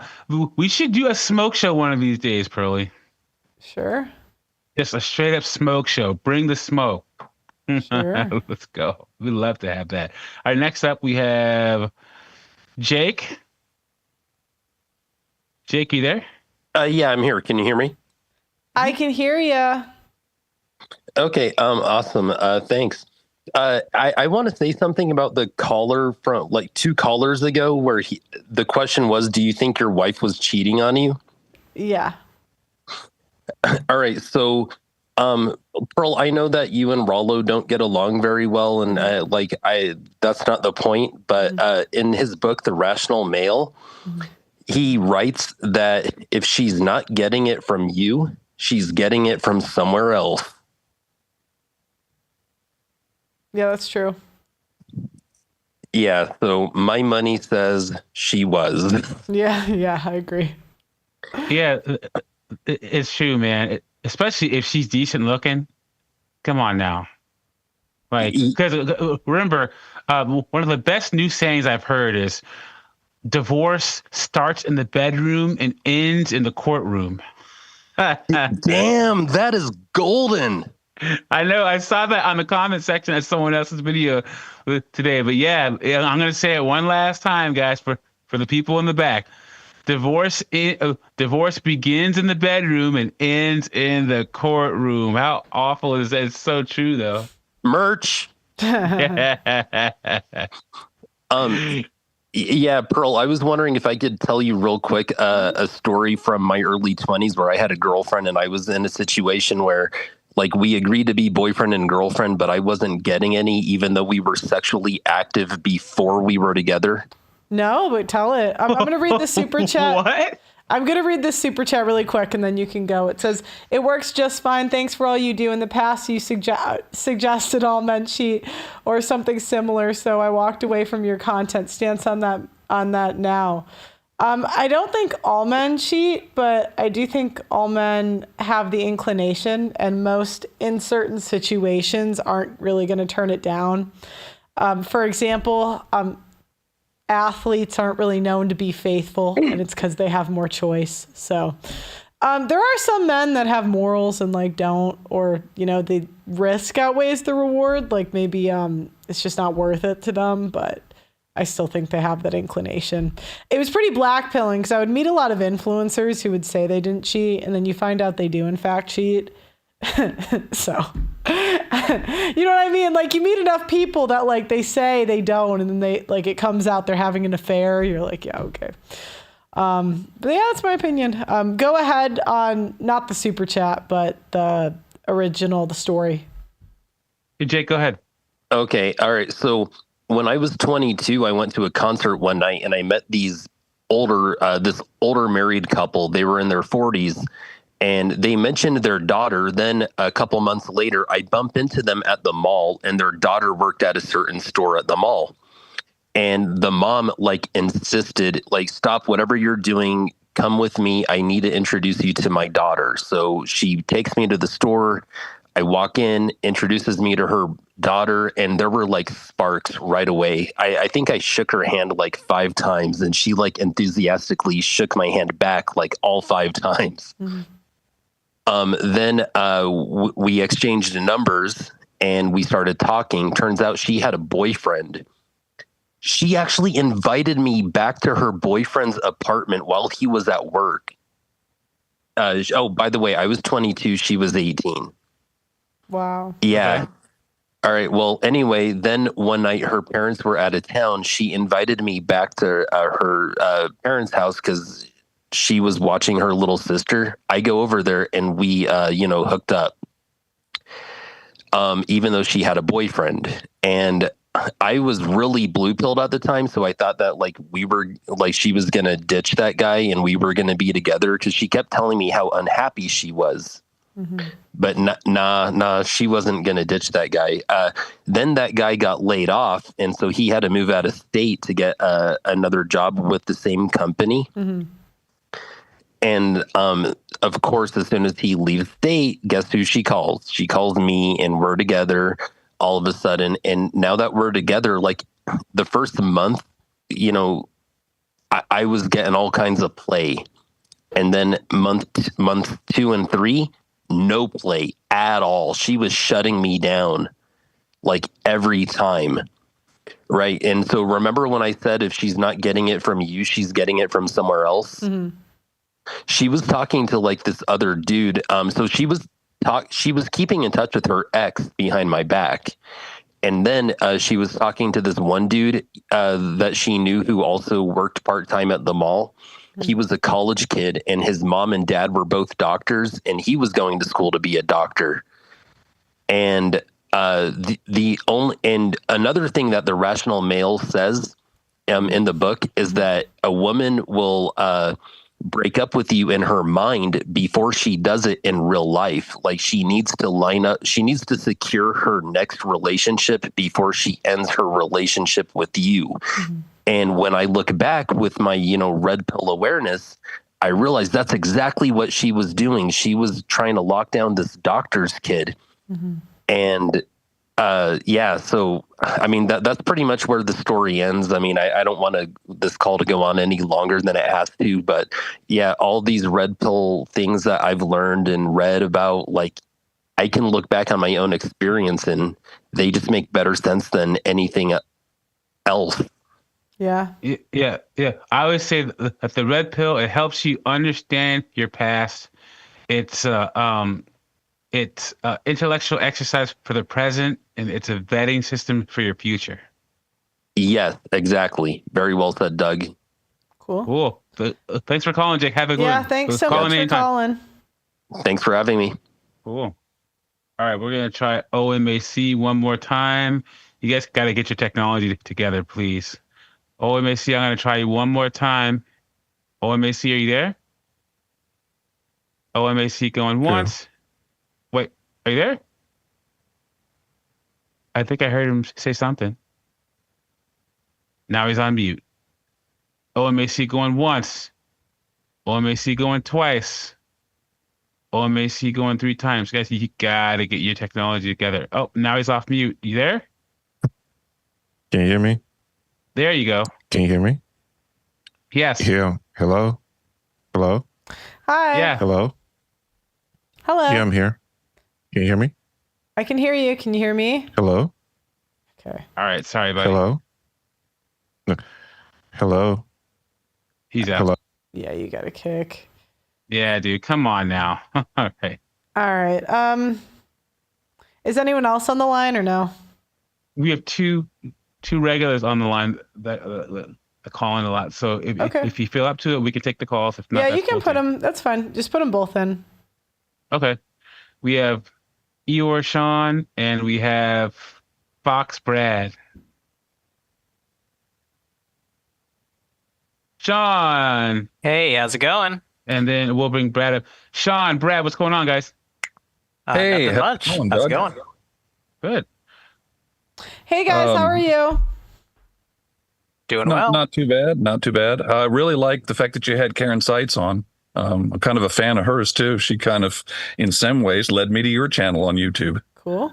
So, what are your thoughts on the topic? Did you guys have a story you wanted to tell, or just a general sentiment? Why don't we have Brad go first? I think it was Brad. Well, you got some of mine already in the past, and I don't want to take up everybody's time all night, but I was married for over 30 years.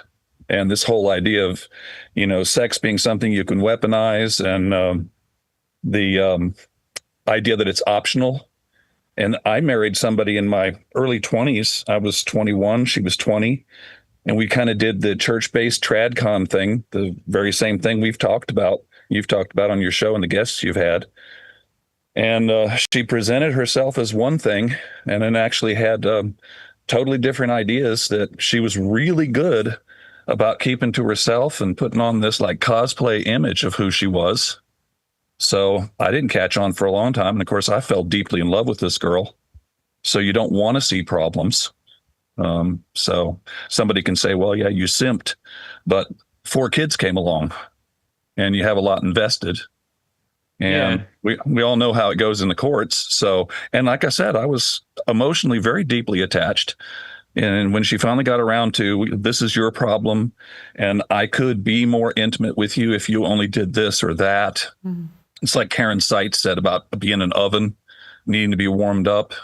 She didn't need any warming up to start off with. And in the affairs that I found out years later that she had, she didn't need any warming up. It was all very exciting. And, so there was it warmed itself up. It was just that I was the guy she married because the guy she wanted to marry wasn't available or marriageable at the time. And she didn't want to be stuck living with her parents for the rest of her life. And I hear that story repeated over and over again. But when that happens, the women don't have that inclination to necessarily want to, put out or to sleep with you or whatever. And so then they just make excuses about it's your fault because you didn't approach them at the right time or you didn't follow some formula. And I called it a red herring because every time you tried to match whatever it was they wanted, the goalpost would be moved and it would be something else. Okay, well, you did that, but I need you now to do this. So what do you think's better, girlfriends, side chicks, or wives in like behavior? Well, me personally, go ahead.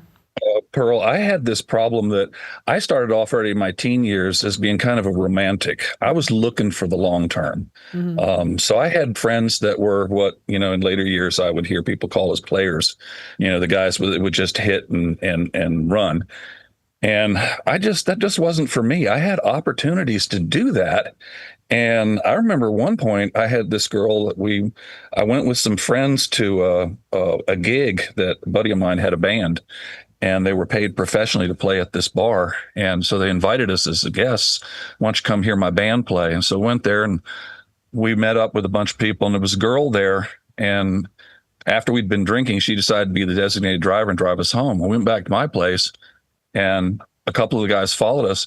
After everybody else left, it was just the two of us. And we were laying on my bed next to each other, side by side, going into the night. And I just said, Lord, don't let me do this. I don't care for this girl. I don't want a relationship with her. I know sex would be great, but I just don't want to do that. And besides, I don't know who she is. She might be a total psycho. And then I wind up locked into a situation that I don't want to keep up. So I don't know. I mean, I think it's tricky no matter which way you go. Life is full of landmines. So, I mean, you could suck it up and say, you got to try it, to win it. But I just never was that person. Got it.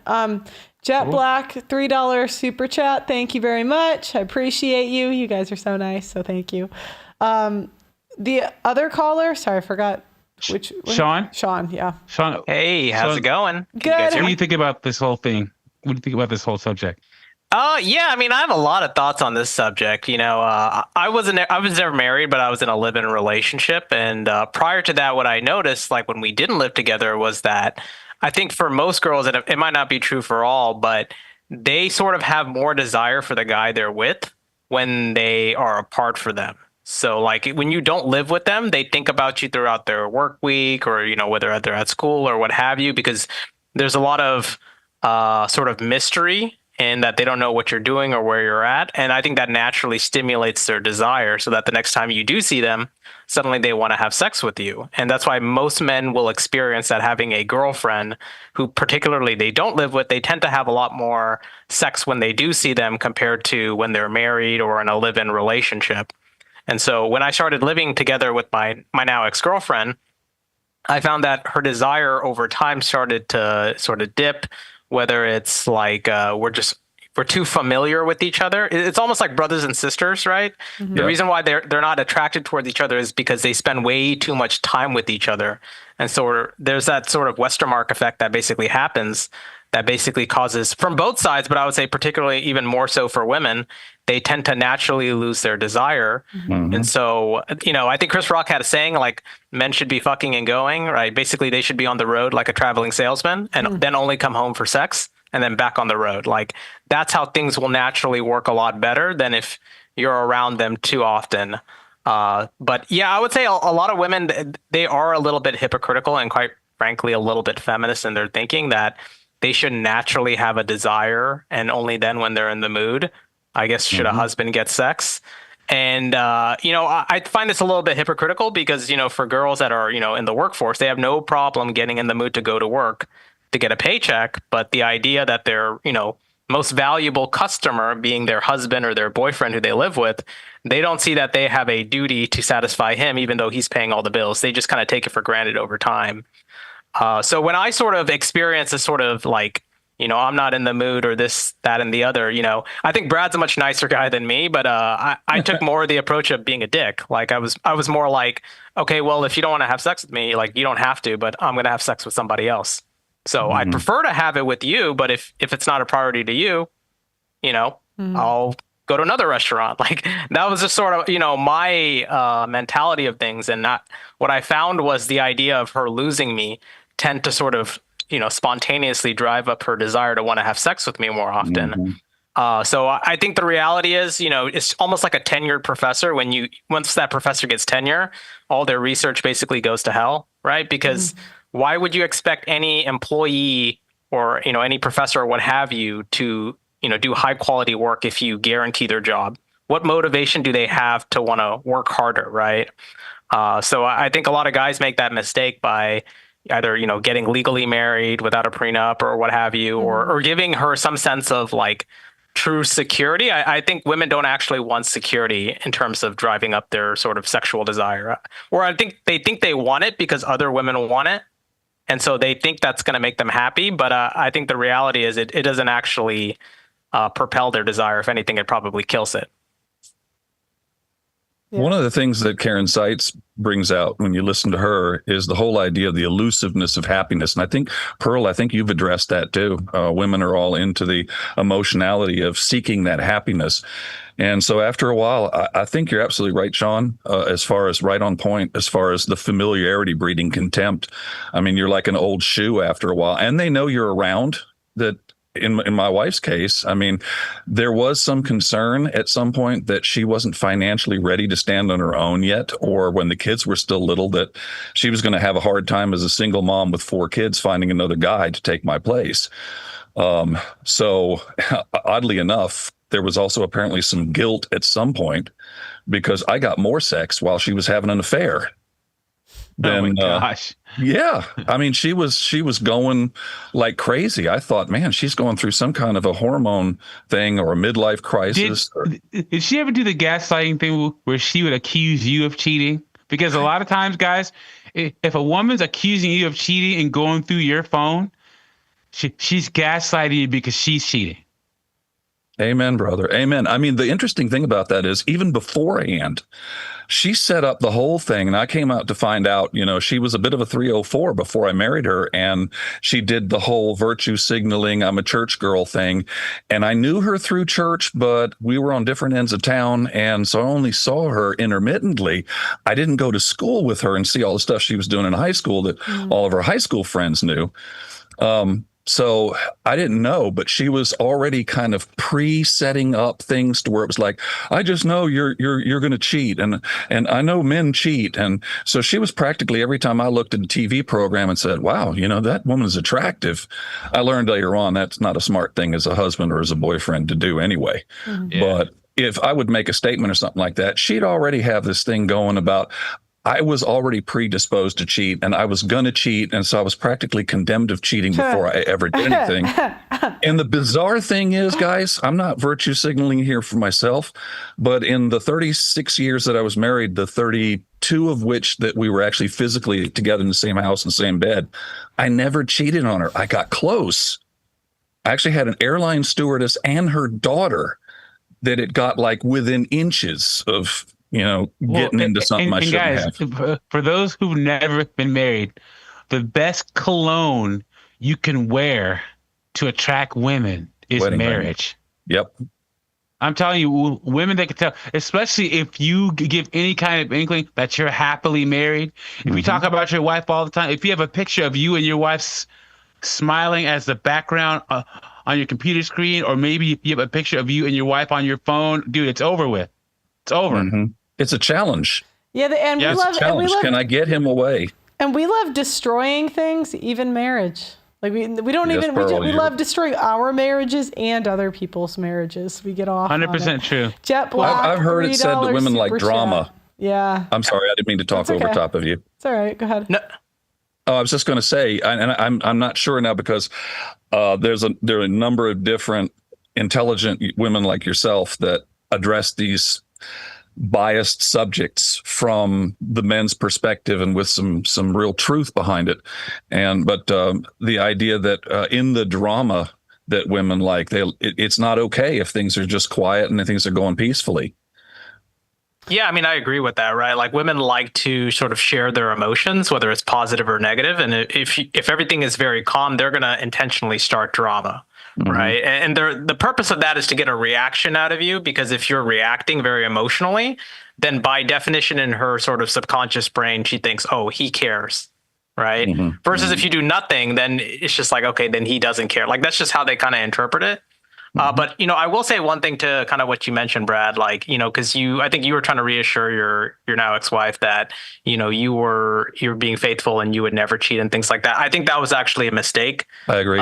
But because in my honest experience, like if you let a girl, like with my ex, I would tell her from the get-go, like I'm conditionally monogamous to you. Like as long as you're giving me sex and I don't feel like cheating, I won't cheat. And I'm not going to guarantee that. But as long as you act well, I'll have no reason to seek it elsewhere. But you kind of need to let her know that you have other options on the side. You're just choosing not to excise that options, right? And I can confirm that, Sean. I can actually confirm that. During the second year that we were married, I changed jobs and I went to a new location. And because of the type of work I did, I couldn't wear my wedding ring because it interfered with the mechanical work. And a young woman in the office, very attractive young woman, she took a liking to me and started flirting with me. And I'd been already out of the game enough to where it was like, I honestly did not realize what she was doing, that she was displaying an interest. And it started getting more and more cozy to where people in the office started taking notice. Well, somehow or another, my wife got to know about this. The next thing you know, she's showing up at work. She's bringing me flowers. She's sending me cards.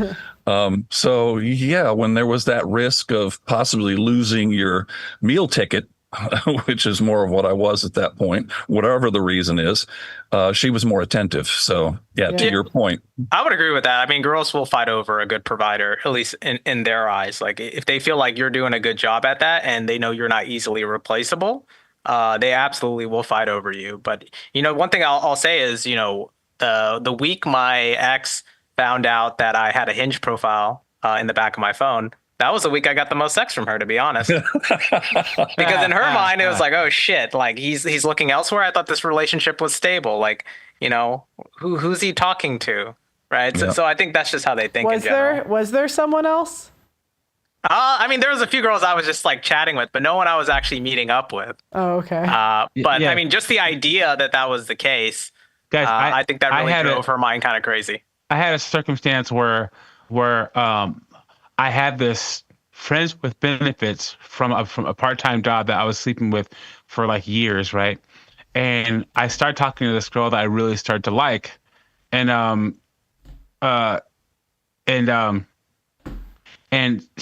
so the girl that I really started to like, she said that she wasn't a sexual person, whatever that means, right? Yeah. And I'm talking like sex like once a week was good for her, but she was absolutely beautiful. Now the side chick I was sleeping with was, like a 5, but this girl was like an 8, right?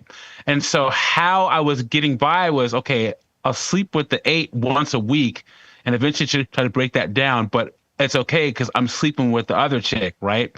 So one day I'm over the 8's house, and normally I would mute the notifications from the 5 on my phone right when I walked through the door of the 8's house. Well, I had forgot to do that, right? Because my phone was across the room, and the 8 picked up my phone, and the 5 had said, "Hey baby, this and this" on a text message across from my phone. And she's like, "What is this?" I'm like, "Oh crap," right? So guys, if that happens, don't leave. Sit through it. Like Justin Waller said when he was on, I think he was on Pearl's show. sit through the chaos. Don't leave, because I was like, man, this is terrible.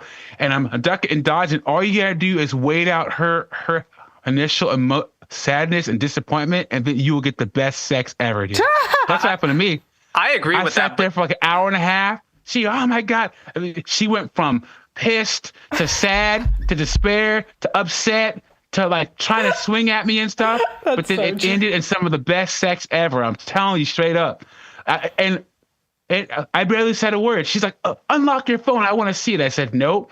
So you name calling all this stuff, because she's had to get it all out. She had to get it all out. I just sat there on the couch. Then she poured herself a drink. Then she poured herself another drink. And then we had the best sex ever. We had sex for like 6 days straight. That's so No, funny. I mean, I agree with that. Like, but when I was caught, I kind of took a different approach, because she was pissed at me. And I was just like, I kind of put it back on her. Like, I didn't like deny it or anything like that. But I was just more like, you just haven't been taking care of me lately. So, I haven't felt wanted. I thought you were my girlfriend, and you got to put it back on them. You got to make them feel guilty about it. Like, you really do want them. But because they were neglecting you, now other women are interested in you and you're pursuing that. So you gotta make them feel guilty about it. So then that way they're thinking him cheating or him looking elsewhere is my fault. Like, that's how you got to do it. The kosher clinician. We did super chats. Yeah. There's just one. The kosher clinician therapist out of North Carolina would love to do a show with you. Thanks. Kindly check me out. I'm going to be honest here. If we're not comparable sizes, or there's no reason I don't know your stuff, there's usually a fee. So if you're interested, you can email me, but I'm really trying to build my own show right now. So I'm not really doing a ton of collabs. Unless they come unless I already know the content or something. But yeah. Go ahead. Okay, gentlemen. I'm Brad sorry. and Sean, we have the 2 more callers on, so I'll drop you guys off, but call anytime, okay? Okay, sounds good. Thanks, guys. All right, I was good talking to you. Okay, so Brad says that he wants to come on, and then we have our good friend Sean from Thailand. We'll bring him on too. Brad. Oh no, that was one you were just talking to. It's a different Brad. Yeah, different Brad. Brad, are you there? Brad, you said you wanted to come on in the chat. You're on. Now you're on mute. Brad? Yeah, here. What up, guys? There you are. Go ahead. Hey, Brad. How are you? I'm doing good. How about yourself? I'm good. So what are your thoughts on the topic? Yeah, so I've only been watching a little bit, but the gist of it is like having boundaries with your girl is what I'm getting from it. You haven't been listening to the show at all, or the monologue or anything? Well, I've just been busy, so I've been on and off with this one. But nah, man, sorry, I can't. Brad, sorry, man. Like, you can't just barge in here, and we've been having all this conversation. We don't want to recap for you, bro. Sorry. So, like, sorry, man. Our good friend Sean from Thailand. Sean, what's up, brother? Sean? What's going on? Hey, What's Sean, up, how are mange? you? Good. Hey, you gotta pay that toll to talk to Pearl. Let's get it. Let's get it. So, What's going on, everybody? What do you think of the topic? What are your thoughts? Did you see the monologue? Yeah, and then I also see some X posts and stuff like that. I think they're called the X posts. Oh, yeah. But yeah, exactly, going back and forth. So I think actually women in general actually attempt to shame men's sex drive, but Tradcons take it to the highest level, of course, right? Because now they got the Bible, Jesus, and everything on their side when they're making the arguments and the cases. And they also appear to be, quote unquote, sanctified while they do it and administer their preachings and what they think about male sex drive. I agree. What do you think? Could you imagine? Could you ever be with a woman that tried to say, like, people publicly knew that you and her were together, right? And you weren't on social media, but then she were to say, "Oh yeah, men don't need sex. My husband is under control. We don't ever have sex. We don't." Like, could you imagine a woman putting all that out there? Like, what would be the goal of a woman doing that? And how would that reflect? How does a woman do that reflect on the man she's with? Well, I mean, it depends on what society they in, but I think at the end of the day, they do that a lot because they just lacing the game. They telling other pimps, that means the other girls, they're telling, hey, look, I lace my husband like this. This is how I pimped him. This is how I got him arranged in our relationship, and you guys need to follow suit. They try to actually normalize a lot of it, right? Haven't you seen those articles by some weirdo psychologist, female feminist, who's out here saying, hey, look, it's okay. I think it's therapeutical for women to cheat, right? To have second relationships in their marriage. Yeah. So they do that a lot. They tend to kind of like attempt to normalize it in some intellectual, spiritual, not even intellectual. It's mostly like some spiritual blah, blah, blah, like the energy, vibes, gems, vibrations. And so I think that at the end of the day, they just end up trying to convert it to a mainstream topic, to be acceptable. Yeah. Yeah, and it's crazy. I'm like, I'm not that religious, but I feel like when it comes to this, how do I have more religious beliefs than like women? Like when I'm like, I don't think you're supposed to henpeck your husband. Like I understand like it happens at times. Like I do understand, like, we're women, but it's like, come on, you know what I mean? It's just, I don't understand how it's like, I, a non-religious person, understand the natural order of the world better than women that claim to know the Bible so well. Well, I guess when you just look at it, right, Pearl, let's start with story number one. Like Eve defied God from the jump. So I don't know why it would change in 2025. They couldn't get it right on day one. So you get what I'm saying? Like, so they always are going to defy. Like, okay, I mean, girls don't even get that much that Eve got, right? And Eve kind of set the trend. She was like, look, girls, I was a trad girl, right? I did what I was supposed to do. And then, the snake came. And I changed my mind. And so I think at the end of the day, that's just what they're going to do. I think that's the lesson out of the dang Bible. Yeah. Is like, yeah, I totally nothing agree. else. I totally agree. There's a super chat. My side chick joke just made my night. My stomach did hurt a bit. So, what do you think? Who behaves the best in your experience? Situationships, side chicks, girlfriends, or wives?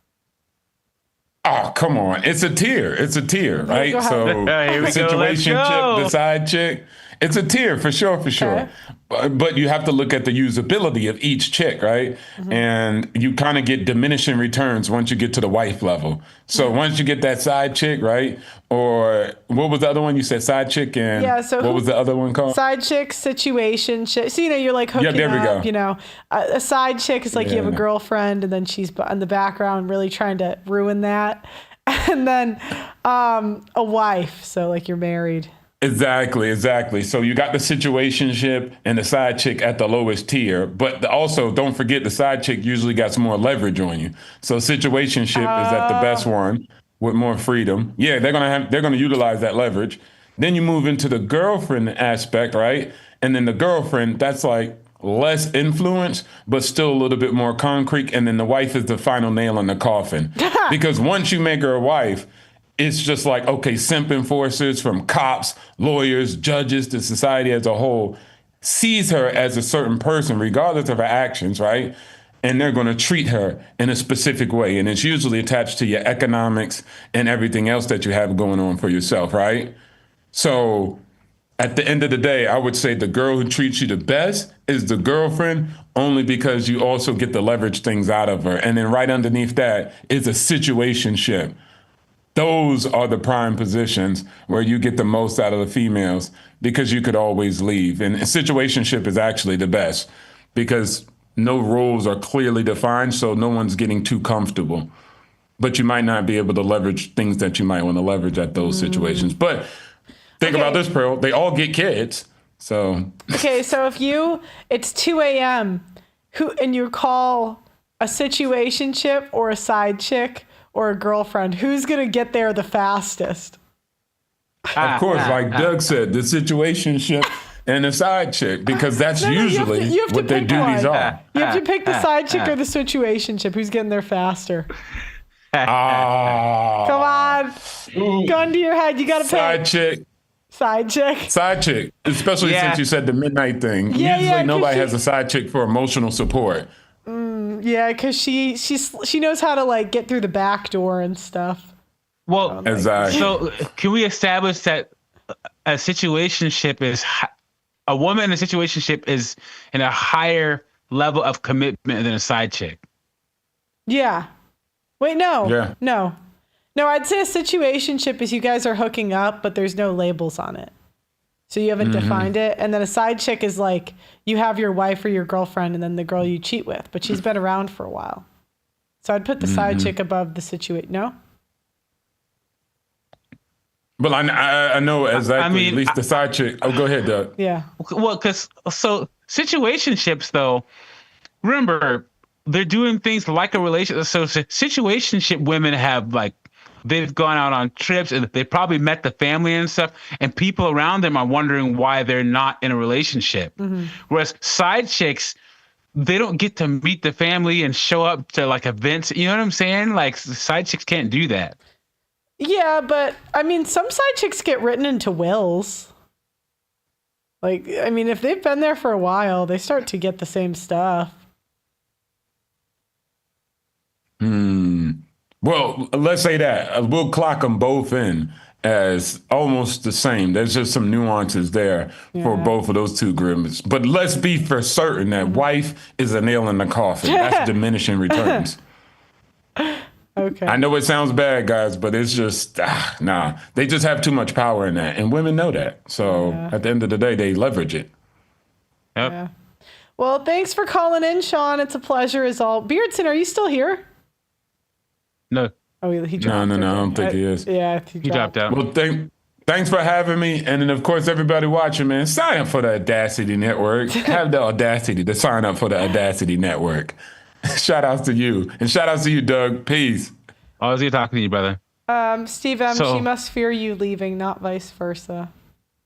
I was trying to have this girl call in who was talking. Heather Hollow was supposed to be calling in because she was talking a bunch of trash in the chat. Hit that link at the top because she's like, oh, yeah, you guys are a bunch of losers because you can't find a good woman like me. Oh, yeah, why don't you call in? But the Bible isn't on the Tradcon side. Genesis 25:6. Wife didn't put out, told her friends, I don't know how to attract women to cheat. Now my Thai girlfriend doesn't wear any panties. I don't even have to ask her for it. Love you, Pearl. Do you need a side joint? What is a side joint? Like in certain areas of the country, they say joint, like, what's the example? Like, it's like a slang term for just, I can't even describe it. Odds are he's from Philly. Doesn't sound like something I need. I don't know. Let me see if there's any I missed. Supers, because I'm going to the back end. Love you, Pearl. Okay. I read all of the super chats, so I think we'll close out the show. Yeah, I don't see any Pearl reads on the Audacity Network, so I think we're good. I just wanted to thank Joseph Jillick, thanks for being in the Audacity chat. Joel, thanks for being there. Rodolfo, good to see you. Everyone, thanks for being in the Audacity chat as usual. Yeah, thank you guys. Thanks for watching as usual. I really appreciate you guys. You can bring your time and attention anywhere. My final thought on the topic is that Tradcon women, you might as well just get a non-religious girl. If I think through all the women... like you said in the monologue, liberal guys have it better because liberal women acknowledge male sexuality. They just want you to sleep with whales and ugly, feminist, hard-headed women instead of pretty women. But Tradcons don't want men to have sex at all, except to have to make babies. So if you have 3 kids, you're gonna have sex 3 times in your marriage, guys, and that's it. Oh my! And so, for if conservatives want more men to come back to the church, or they want more men to get married, they're gonna have to promote that the conservative women have a duty to have sex with their husbands. Yeah. And that sex is a need. And if a woman wants to keep her husband happy, that she has to have sex with him. Until that happens, oh well, tough crap. Yeah, my advice to the Tradcons is you should get some hot 22-year-old thin women that are virgins in church. And if you can figure out a way to do that, or at least will lie about the virginity. If they're hot enough, they're just not going to check. Yeah, I mean, that's really better marketing, but you keep getting these bitchy, naggy women, so I don't think it's doing you any favors. Anyways, guys, let me know what you think in the comments. Make sure you like